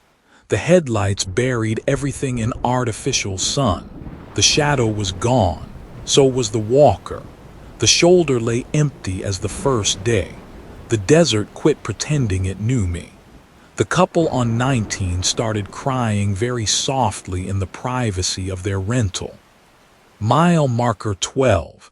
I said to let my voice have something to do besides be quiet. The green rectangle rolled by and told me I was right. The next one should have been 13. It was 40. My stomach did a slow turn, not violent, just disappointed. The way your body gets when your instrument panel calls you a liar. I eased to a sane speed and let the math sit. Either the state of Nevada had learned to count wrong, or I had been in a place where counting was a hobby. I picked time up and put it down and picked it up again, and it didn't weigh what it used to. We drove like that, me up front, the unseen tourists a quarter mile back, through a ribbon of desert that had already happened, or maybe hadn't yet. The night before I'd left, my sister had texted me a picture of her boy with 2 missing teeth grinning wide, and I had thought, look at that. Time coming for somebody else for once. Out there, under a star field bright enough to bleach a skull, it felt just as reasonable to say, look at that. Time won't find you if you don't move. A lie, but a kind one. A white-tailed hawk slept on a fence post that had no right to still be upright. A pronghorn watched me pass and showed no interest in running. The road purred. The wind hissed again like a secret finally remembered. I didn't speak for a while. Neither did they. Somewhere around Coyote Summit, the radio coughed up their voices in that peculiar way Channel 19 lets a private thing happen in public. "We should turn around," the woman whispered.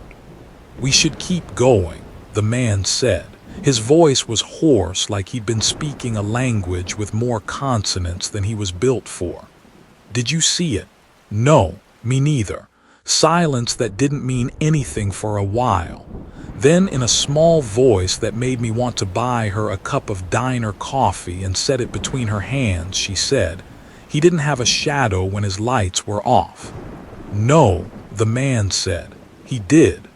My scalp prickled. It does that when my memory and someone else's shake hands and don't like each other. I caught Rachel sleeping off its secrets on the right, the little Elaine weeping a two-bulb halo into the gravel lot. A set of reflective ovals at the edge of a field watched me pass and then blinked, cows or night travelers.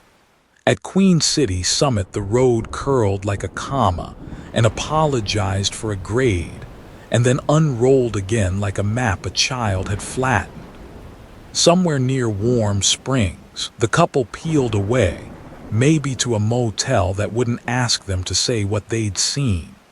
I felt lonelier without their fear to keep mine company.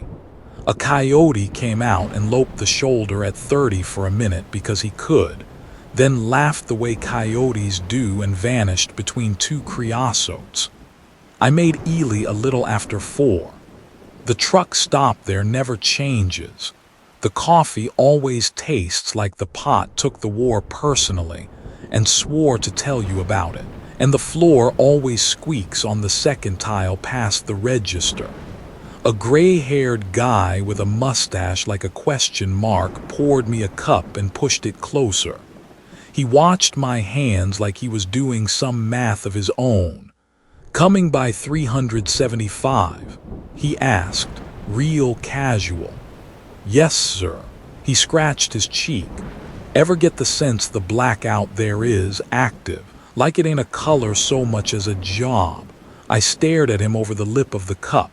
I could smell dust in the heat coming off the coffee and something like burned sugar and the ghost of diesel off my clothes. "You see a walker," he said, answering himself. "Keeps pace, doesn't blink." I tipped my head. "You got an answer for that?" He shook his. "I got a rule. Don't pace anything that never got the memo about blinking.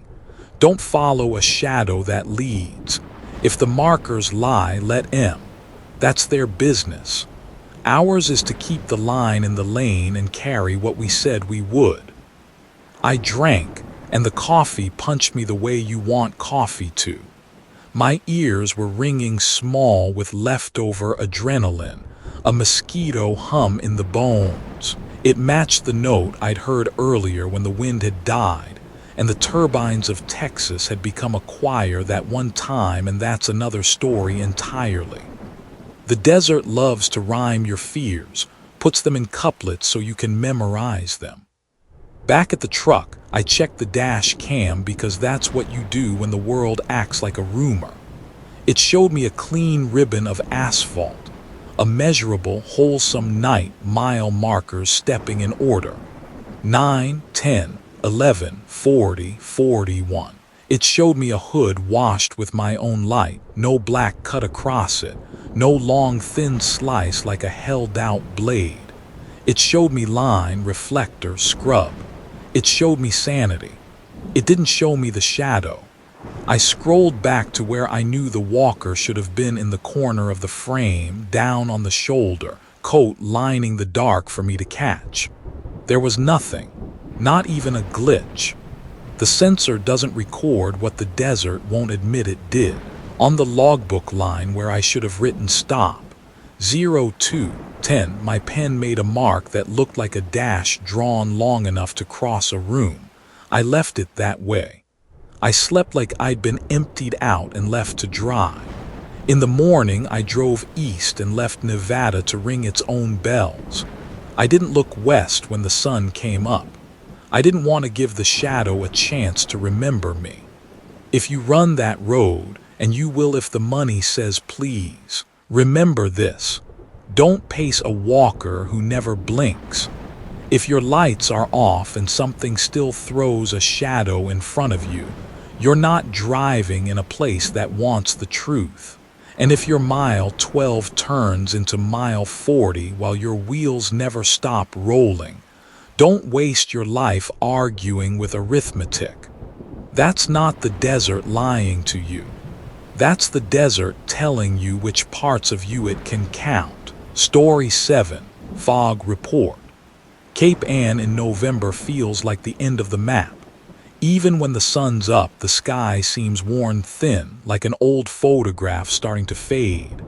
At 4:30 in the morning, in fog thick enough to make your headlights worse than useless, it's another world entirely.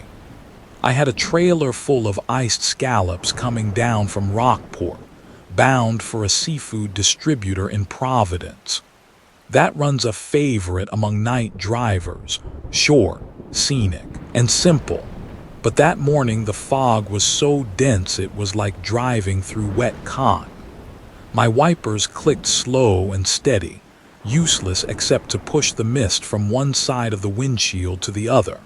Somewhere out in the gray, a lighthouse horn bellowed every 15 seconds, deep enough to rattle my chest. When visibility drops below 20 feet, a truck cab gets real lonely. The GPS map glowed a dim arrow over a blank smear of gray, and the road beneath my tires felt like it might dissolve if I thought about it too hard. I reached for the AM/FM dial. No music, too early, too foggy. I spun to the AM band. Static hissed, broken by the occasional squeal of distant talk radio. I landed on 770 AM. The signal was strong, too strong.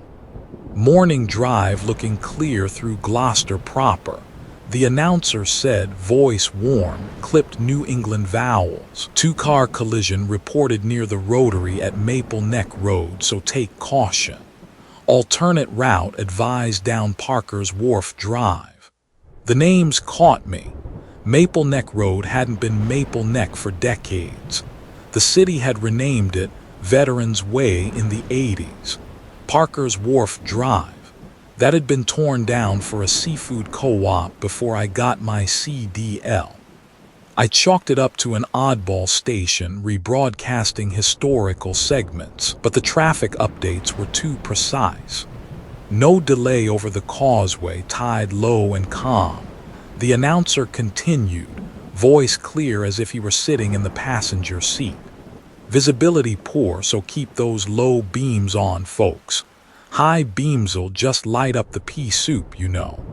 A crackle of vinyl hiss followed, then a jingle. WCLM 770, Cape Ann's own. The sound was pure 1970s radio, cheerful brass horns, analog warmth, and a touch of tape warble. I frowned. The WCLM tower had collapsed in a nor'easter 30 years ago. Nobody had ever rebuilt it. I pulled over near a lobster shack parking lot, hazard lights blinking in a fog that felt like it had waked. My phone showed 0 bars, but the station's old page came up anyway, a relic preserved online. WCLM 770 AM. Tower collapsed October 1993. Operations ceased indefinitely. I shut the phone, uneasy. The foghorn wailed again, muffled by the mist. My headlights seemed swallowed whole. I got back on the road, gripping the wheel tighter than I'd admit.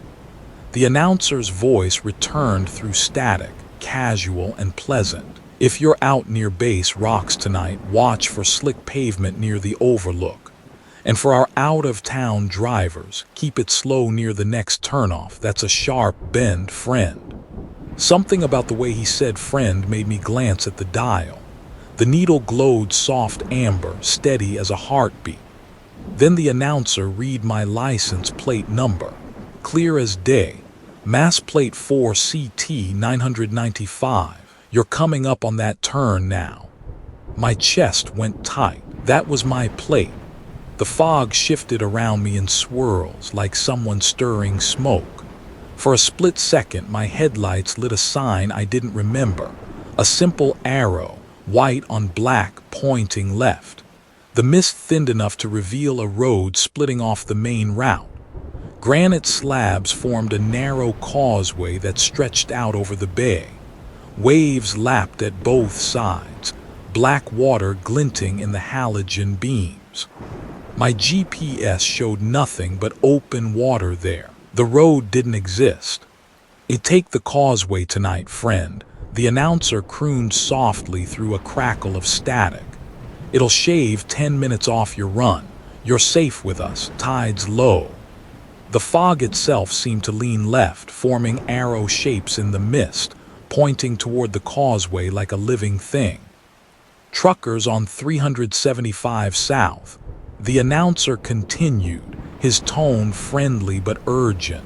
"If you're hauling seafood out of Rockport this morning, don't linger onshore. The tide's nothing to worry about. Come on home." That was me. I reached for the dial, meaning to shut it off. The knob wouldn't turn. "We know it's a rough night," the voice said. "Visibility's terrible and you're tired. Let us guide you through." Vinyl hiss filled the cab, followed by a jingle so warped it almost sounded reversed. The causeway loomed in my headlights, slick granite glowing pale under the beams. It was barely wide enough for a single lane. No guardrails, no signage. The black water on either side was calm, glassy. I slowed, tires crunching on wet gravel. The voice was almost soothing now. "Just a little further. You'll be across before sunrise." My heart pounded. Something about the road felt hungry. I hit the brakes hard, hazard lights flashing red through the mist. The cab shuddered to a stop 10 feet from the turn. "Negative," I said out loud. "Not tonight." For a moment the radio went silent. No static, no vinyl hiss, just dead air. Then softly, to the one who didn't join us smart. The dial light flickered out. I reversed carefully, easing back to the main road. My phone signal came alive the second my tires hit asphalt again. I refreshed my GPS, no sign of the causeway. It showed me exactly where I should have been all along, a good mile inland. I delivered the scallops in Providence just after 9. The fog burned off around Ipswich, revealing a gray November sky. By the time I reached the warehouse, it felt like a fever dream. While unloading, I scrolled through news headlines. A small article caught my eye. "King Tide floods abandoned granite causeway." Gloucester police reported severe flooding of a historic causeway near Base Rocks, washed out by record-breaking king tides at sunrise. Authorities warned the site had been closed for decades due to erosion risks. No injuries reported. There was a grainy photo. Granite blocks cracked and slick with seawater, foam sloshing over them. The same slabs I'd seen under my headlights, perfectly dry. Back in my cab, curiosity won over fear. I cued the dash cam footage. The screen showed a wall of fog, my headlights cutting maybe 15 feet ahead. The causeway never appeared. But at timestamp 4:42 a.m., the radio's sign-off played back clear as a bell. WCLM 770, a cheerful jingle sang, followed by the announcer's calm voice. "To the one who didn't join us smart." Then static. I've taken that route a dozen times since. Sometimes I spin the AM dial when the fog rolls in. The radio finds nothing but hiss. But every now and then, when I pass Base Rocks before dawn, the fog leans toward the sea, and I hear a faint brass jingle in the static. I don't change lanes. Story 8, House in the Rain. Florida's Alligator Alley is the kind of road that teaches you about distance. 2 lanes each way, Nothing but black swamp water and sawgrass stretching to a horizon that hides more than it shows. You smell the wetness through the vents, a mix of algae, asphalt, and something older than pavement. On a stormy night with no other headlights around, it's like driving through a dream that wants to eat you. That night, I was hauling citrus crates eastbound from Naples to Fort Lauderdale, chasing a deadline with rain streaking sideways and the ditches alive with alligators. Every few seconds, my headlights cut the orange reflection of reptile eyes, glowing like floating marbles just off the shoulder. Florida storms don't roll in, they detonate. 1 minute I was cruising at 65, radio murmuring traffic updates. The next, a thunderclap shook the cab hard enough that my coffee sloshed over my logbook. Lightning turned the swamp white, and for a fraction of a second I saw everything. The waterlogged median, the thick jungle beyond, and clouds bruised purple overhead. And something else, a front porch. It was a white-painted cracker house, squat and simple, perched right in the grassy median where nothing but weeds should be. A rocking chair swayed lazily back and forth. A citronella lantern burned steady on a table, its glow untouched by the wind that shoved my trailer sideways. I blinked hard and it was gone, swallowed by darkness. Lightning cracked again.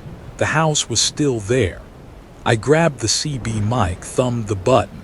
Dispatch anyone monitoring. I got a structure in the median around mile marker 50. Lantern lit. That right. A calm voice with a southern twang replied. Copy eastbound, median's waterlogged. No structures for 40 miles either way. You sure? Sure as hell looks like a porch party, I muttered. Negative, must be the storm playing tricks. Keep your lane, over. The radio hissed and fell silent. Another bolt of lightning flashed, brighter than a camera flash. This time there were people on the porch. A family of 4 sat in chairs lined up like church pews. Father, mother, 2 kids, all wearing Sunday clothes from 50 years ago. When the lightning flared, they all turned their heads in unison and looked straight at me. The rocking chair creaked in rhythm with the storm. The lantern's glow didn't flicker, didn't sway. I gripped the wheel harder, knuckles white. The rain hammered sideways across the road. Palmettos bent under gusts, Spanish moss whipped like seaweed in a tide. But through the downpour, I noticed something strange. The porch was dry. The lantern burned bright and round, steady as a photograph. A chill crept up my spine. Another lightning strike turned the sky inside out. The family was closer this time, porch edge only yards from my lane. The little boy on the end pointed at me, arm rigid. The screen door swung open behind him. Inside the house was not a living room. It was another thunderstorm. Sheets of rain fell upward, sparks of lightning flickering against a sky that wasn't the one above me. Instinct screamed at me, keep driving. My foot slammed the accelerator. The engine roared as the rig surged forward, tires slicing through puddles, trailer swaying. The porch didn't get smaller. I checked my side mirror. The house wasn't in the median anymore. It was right behind me in the left lane, gliding along at 70 miles per hour. The rocking chair rocked faster, the lantern glowing brighter, reflections glinting off wet pavement. The family sat perfectly still except their heads, which turned to keep me in their gaze. The doorway behind them yawned wide, the upward falling rain sparkling like stars. A sound cut through the hammering rain, faint but clear, children humming. A tuneless melody, soft and sweet, like a bedtime lullaby. It came through the sealed cab over the engine as if they were humming inside my head.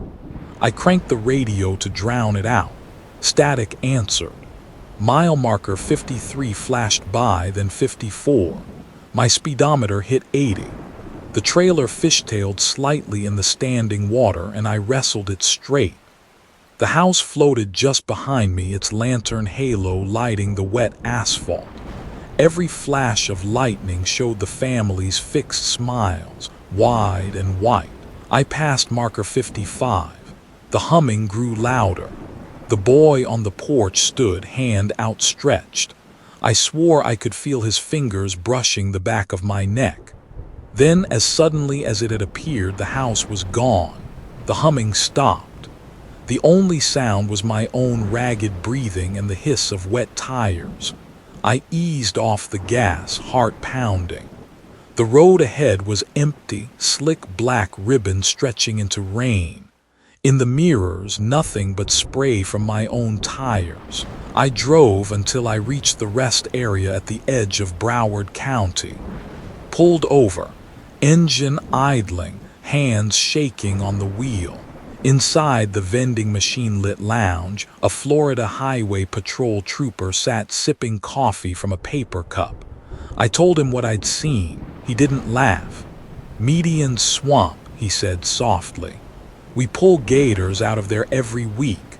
No structures since they built this road. Closest farmhouse is 30 miles north." He paused, glancing at the rain-smeared windows. "You're not the first driver to see that porch." I swallowed hard. "Folks say an old homestead sat near here in the 1920, he continued. "Family drowned in a hurricane when the canal levee broke. Story goes their house shows up for company, especially during storms." Back at my truck, I reviewed the dash cam footage. For 40 seconds between markers 52 and 55, the feed was static. No rain, no road, no porch. Just a white flicker and faint audio, the sound of children humming. Story 9. Bridge money. Chicago after midnight wears a different face. The sky glows sodium orange, bouncing off Lake Michigan, and the steel bones of the city groan under freight trains and wind. Out on the Skyway, it's quieter, the hum of semis and commuter cars thinning into a ghost town rhythm. I was eastbound, trailer full of appliance parts bound for Cleveland, glad to be rolling through the city while it slept. The Skyway's steel lattice towers loomed overhead like a skeleton of some industrial god, glowing in the streetlights. The lake wind buffeted my trailer, a steady shove from the north, and I adjusted my grip on the wheel. It was routine. I'd run this route 100 times, until I saw the toll booth. The Skyway had been fully electronic for years. No cash lanes, no coin buckets, just cameras and transponders. But there ahead of me was a lit toll booth, a squat, white structure with retro signage painted by hand. Cash 50 cents cars, $2.00 trucks. The glow of its floodlights felt warmer than the harsh LEDs around it, a yellow that reminded me of gas stations from childhood. A man inside leaned forward and waved me over. I slowed, confused. My toll app pinged on my phone. No cash-accepted Skyway is fully electronic. I rubbed my eyes. The booth was real. The attendant's face was shadowed by a navy cap stitched with 1991 season. I pulled up cautiously, air brake sighing. The attendant slid open a metal drawer with a clatter like a cafeteria tray. He looked maybe mid-40s, mustache neatly trimmed, uniform crisp but dated. His eyes didn't meet mine. $2 even bridge money, he said. His voice was low, almost tired. "Thought y'all went cashless," I muttered, fishing quarters from the console. He didn't respond. I dropped the coins onto the tray. They rang and kept ringing. The sound didn't fade like normal metal on metal. It stretched, echoing far too long, filling the cab until it felt like I was sitting inside a church bell. My chest rattled with it. The attendant didn't flinch. He counted each quarter like it was a poker chip, sliding them into an old-fashioned cash drawer. "Bridge money," he repeated. "Change, sure." He reached into the drawer and pulled out a coin the size of a silver dollar. It was warm when it hit my palm, heavier than I expected.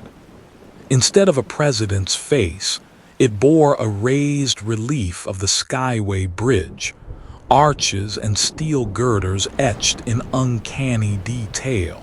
The year at the bottom read 1991/2091.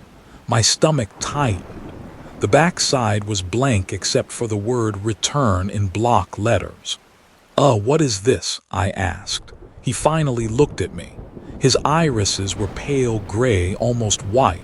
"Bridge money," he said. Then he slid the drawer shut. A semi-horn blared behind me, snapping me back. I shoved the coin into my jacket pocket, shifted into gear, and rolled forward. By sunrise, I was parked at a rest area outside Toledo, the events gnawing at me.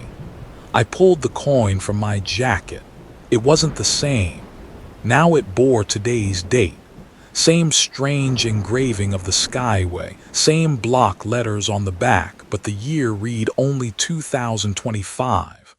The metal was warm, as if it had been sitting in sunlight, though the jacket pocket was cold. In the mirror, the booth lights flickered. When I looked again, it was gone, just a concrete barrier and an empty shoulder. That night, at a truck stop diner in Indiana, I grabbed a cup of coffee and settled back in the cab to log my hours. A glint in the ashtray caught my eye. Another coin sat there, identical, warm to the touch. I hadn't put it there. I showed it to an old-timer named Red, a veteran driver who'd been running Chicago routes since the 80s. His hand shook slightly as he turned it over. "Where'd you get this?" he asked. "Skyway booth," I said. "Guy in a hat said bridge money." Red set the coin down like it was radioactive. They tore those booths down in '09. Before that, one burned down in '91. Attendant died in it. I frowned. "Burned down," he nodded. "Electrical fire. Real bad. Never rebuilt that one." I couldn't let it go. The next night, I took the same route back into Chicago. Midnight again, lake wind howling, steel lattice glowing like an electric rib cage. And there it was, the booth, lit, warm, waiting. I slowed and rolled up. Same attendant, same uniform. $2 bridge money, he said. I handed him the coin he'd given me the night before. He took it without comment and slid another coin back. This one was heavier. The date read 2091. When I drove off, the ringing from my coins didn't stop. I checked the passenger seat. The sound seemed to come from under the floorboards. By the time I hit I-90, my ears buzzed like I'd been at a rock concert.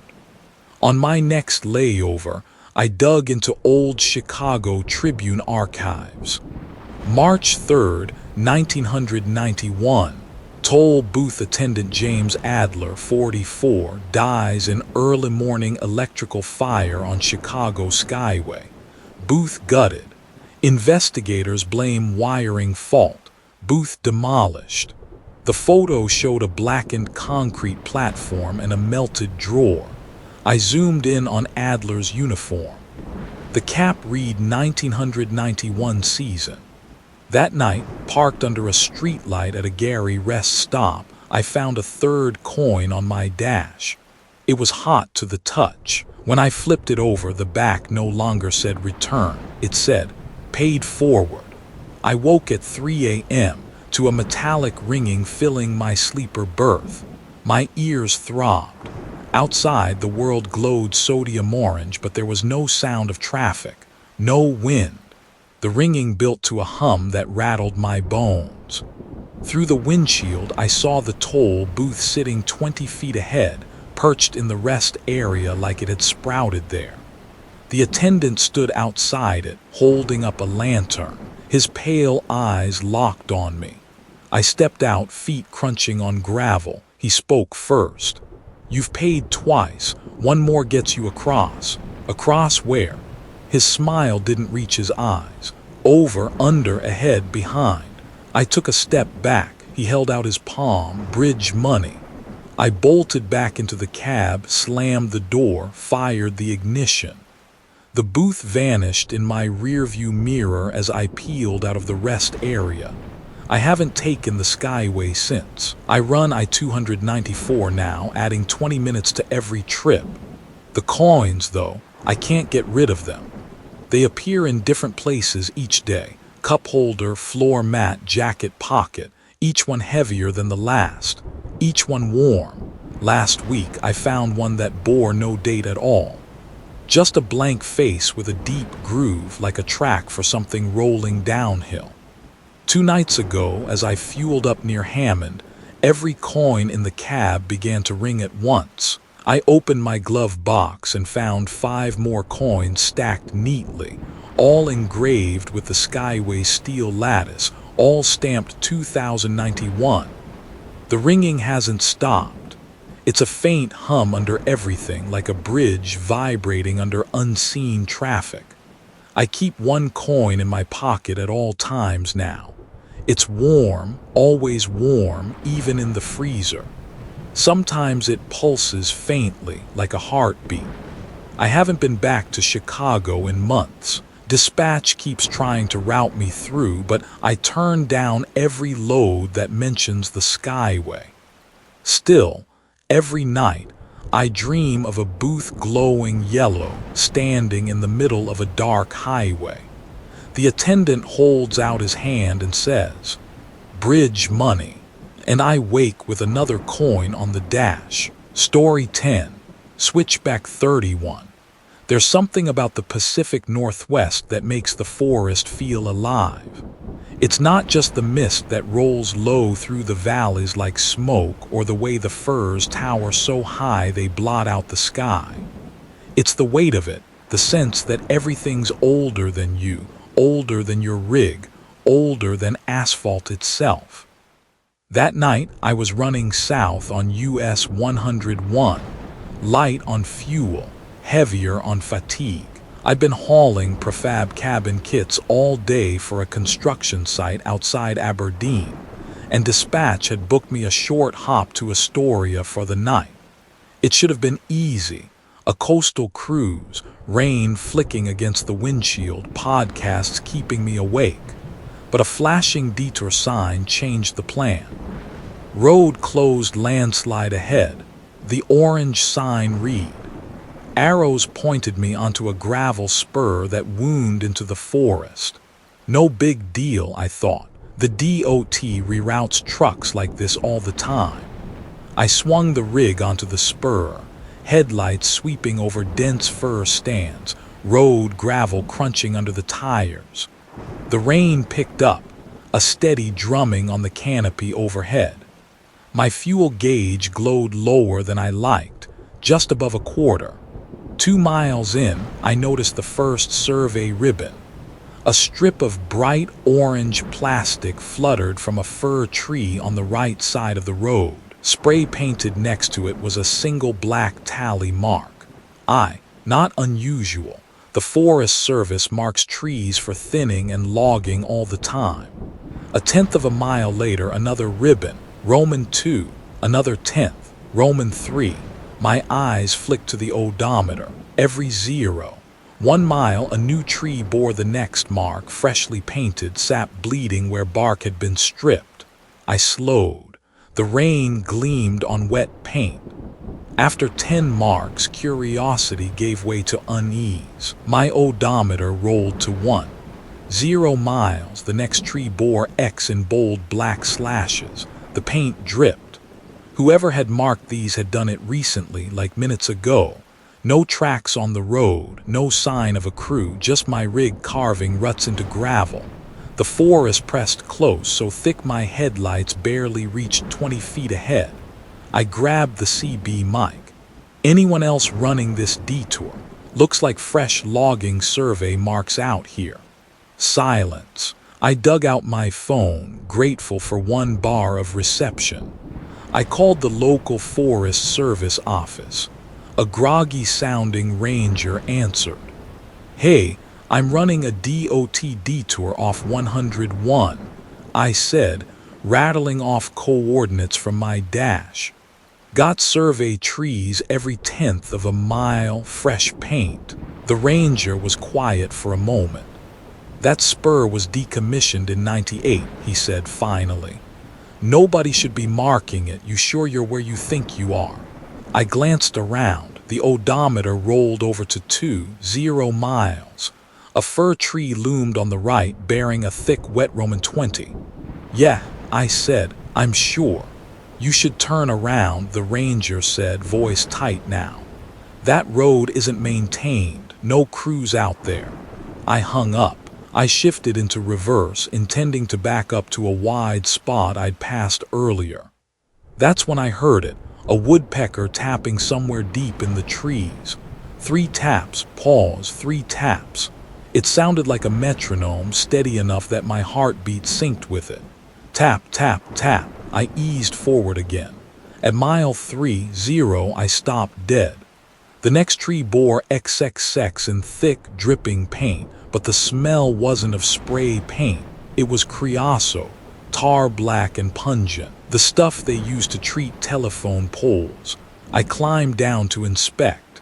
The mark was still wet, viscous droplets clinging to the bark. They'd run down onto the gravel, glistening in my headlights like spilled oil. When I got back into the cab, my gloves were tacky.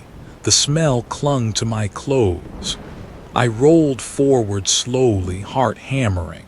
Something tugged at the back of my mind, a sense that I was being tallied. At mile 31, I checked my mirror. Someone or something had painted Roman 20 on the back of my trailer door. The numerals gleamed wet in the reflection of my taillights. I hadn't stopped long enough for anyone to sneak up on me. The road was empty. The forest was silent except for that damned woodpecker. Tap, tap, tap. I did some fast math. There'd been XXX on the tree at mile 30. The trailer mark showed Roman 20. The count wasn't just marking trees. It was marking me. Panic overrode logic.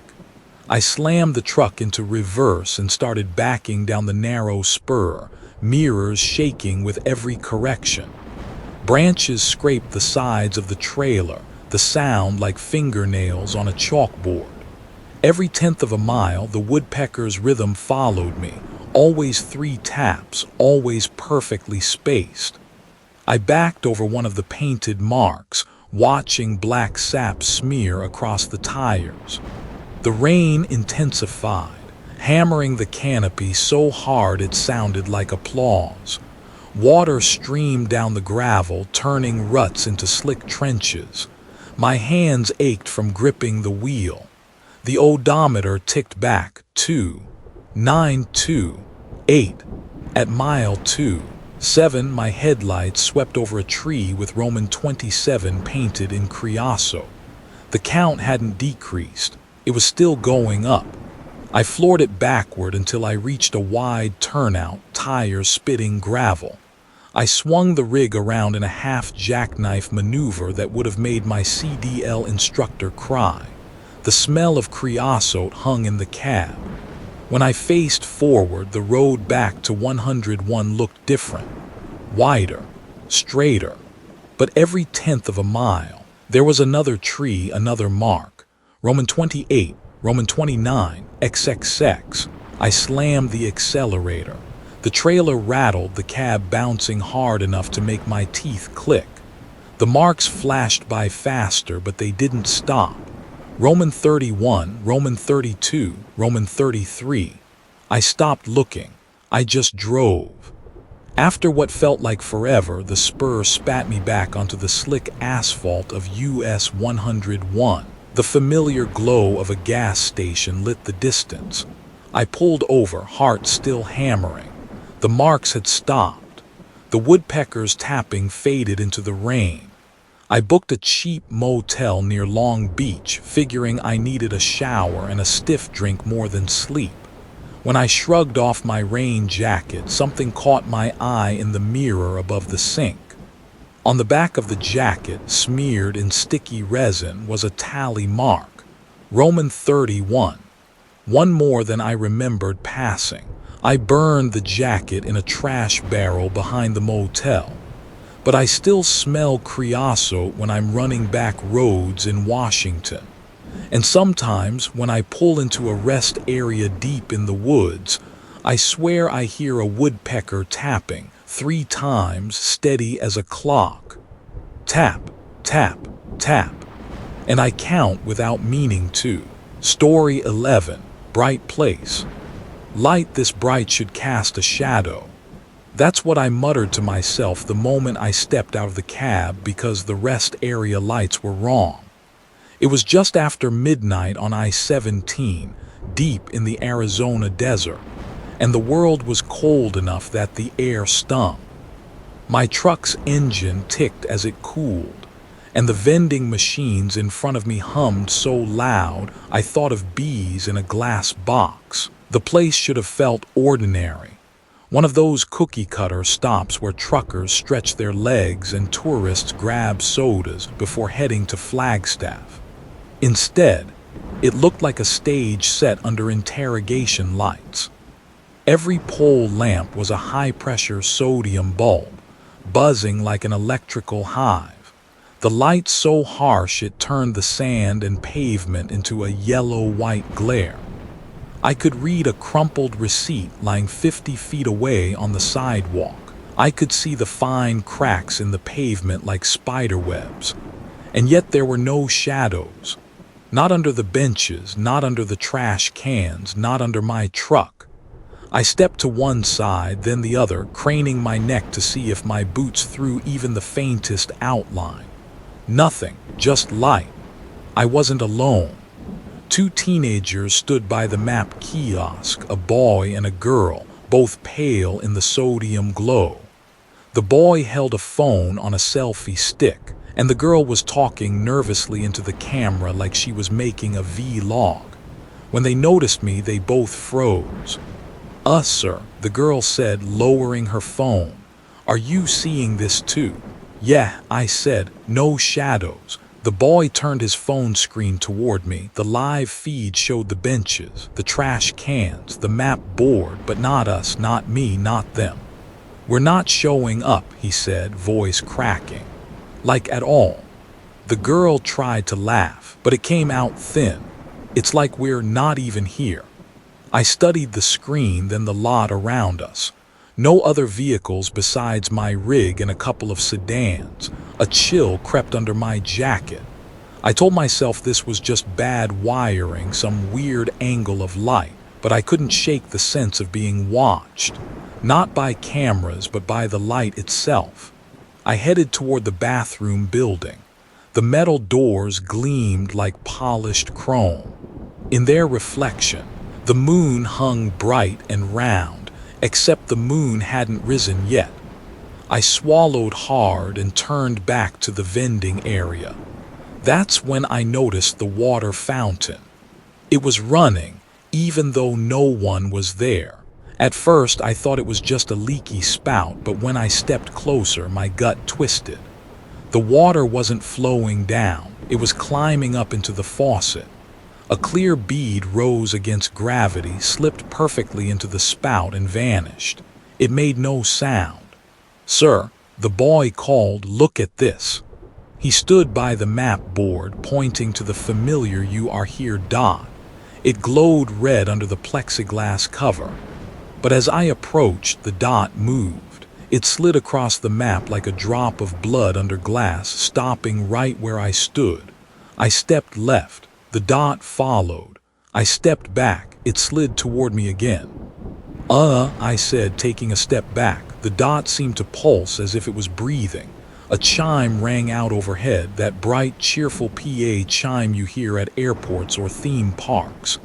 SFX PA ding. Then came a voice, calm, pleasant, female. "Rest a while." The sound echoed across the lot. I froze. The kids stared at the speaker mounted on the pole above us. "What did that say?" The girl whispered. "Rest a while," I repeated, my mouth dry. That's when I noticed the people. They sat on a row of benches in the far picnic shelter, a dozen travelers, maybe more, truckers in baseball caps, a woman in scrubs, a man in a college hoodie. They all sat perfectly still, hands on their knees, faces tipped up toward the lights. Their eyes glowed faintly yellow, lit from within like sodium lamps, and where their brows should have cast shadows over their eye sockets, there was nothing, just pools of light. The girl clutched her brother's arm. "They're not blinking." The boy raised his phone again. "They're not showing up either." His voice cracked. The PA chimed again, ding, rest a while. A cold wind swept through, dry and thin, carrying no smell. SFX, dry wind like tape hiss. I tried to count the people, but their faces blurred in the glare. Some leaned slightly forward like mannequins posed to look natural. "Don't stare," I murmured, "just move." We turned to head back to the parking lot. "Sir," a man's voice said. We spun around. A man in a red flannel vest had turned his head toward us. His eyes glowed brighter than the others. His mouth opened and stayed that way like he'd forgotten what to do next. Then the PA spoke for him. "Rest a while." The vending machines began to clunk.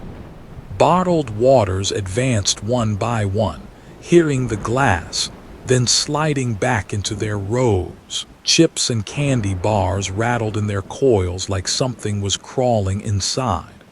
I could feel the vibration through my boots. I glanced back at the map board. The "You Are Here" dot had changed. It was no longer a dot. It was a small figure, me. It pressed against the plexiglass, leaving a faint smear of red. Its head tilted back, matching me perfectly. The PA chimed 3 times now, ding, ding, ding. "Rest a while, rest a while, rest a while." The voice layered on itself, overlapping like a broken tape loop. The light felt heavier, like it was pushing me down. "Run," I told the kids. We bolted toward the lot. The vending machines roared like an approaching train. The PA voice followed, calm and warm. "Rest a while, rest a while." The girl fumbled her keys, but she and her brother made it into their car. I yanked open my cab door, climbed in, and jammed the key into the ignition. The truck roared to life like it knew this wasn't a time to stall. As I pulled away, the people on the benches turned their heads in unison to watch. Their glowing eyes reflected in my mirrors like road signs. We reached the exit ramp, and for the first time all night, the world felt right again. The moon hung low over the desert, casting clear, sharp shadows. My truck's silhouette stretched long across the sand, and in that shadow, the driver's head turned toward me. He wasn't wearing a hat. I didn't stop driving until I was back in Flagstaff. At a gas station, I checked every mirror. My hat was still on my head. My shadow outside the truck looked normal, but when I walked under a street light, I swore it moved a fraction slower than me. I avoid that stretch of I-17 now. Dispatch thinks I'm superstitious, but I'll take the extra miles every time. And if I ever see a rest area lit so bright it erases shadows, I won't stop, because whatever was waiting there didn't want me to leave.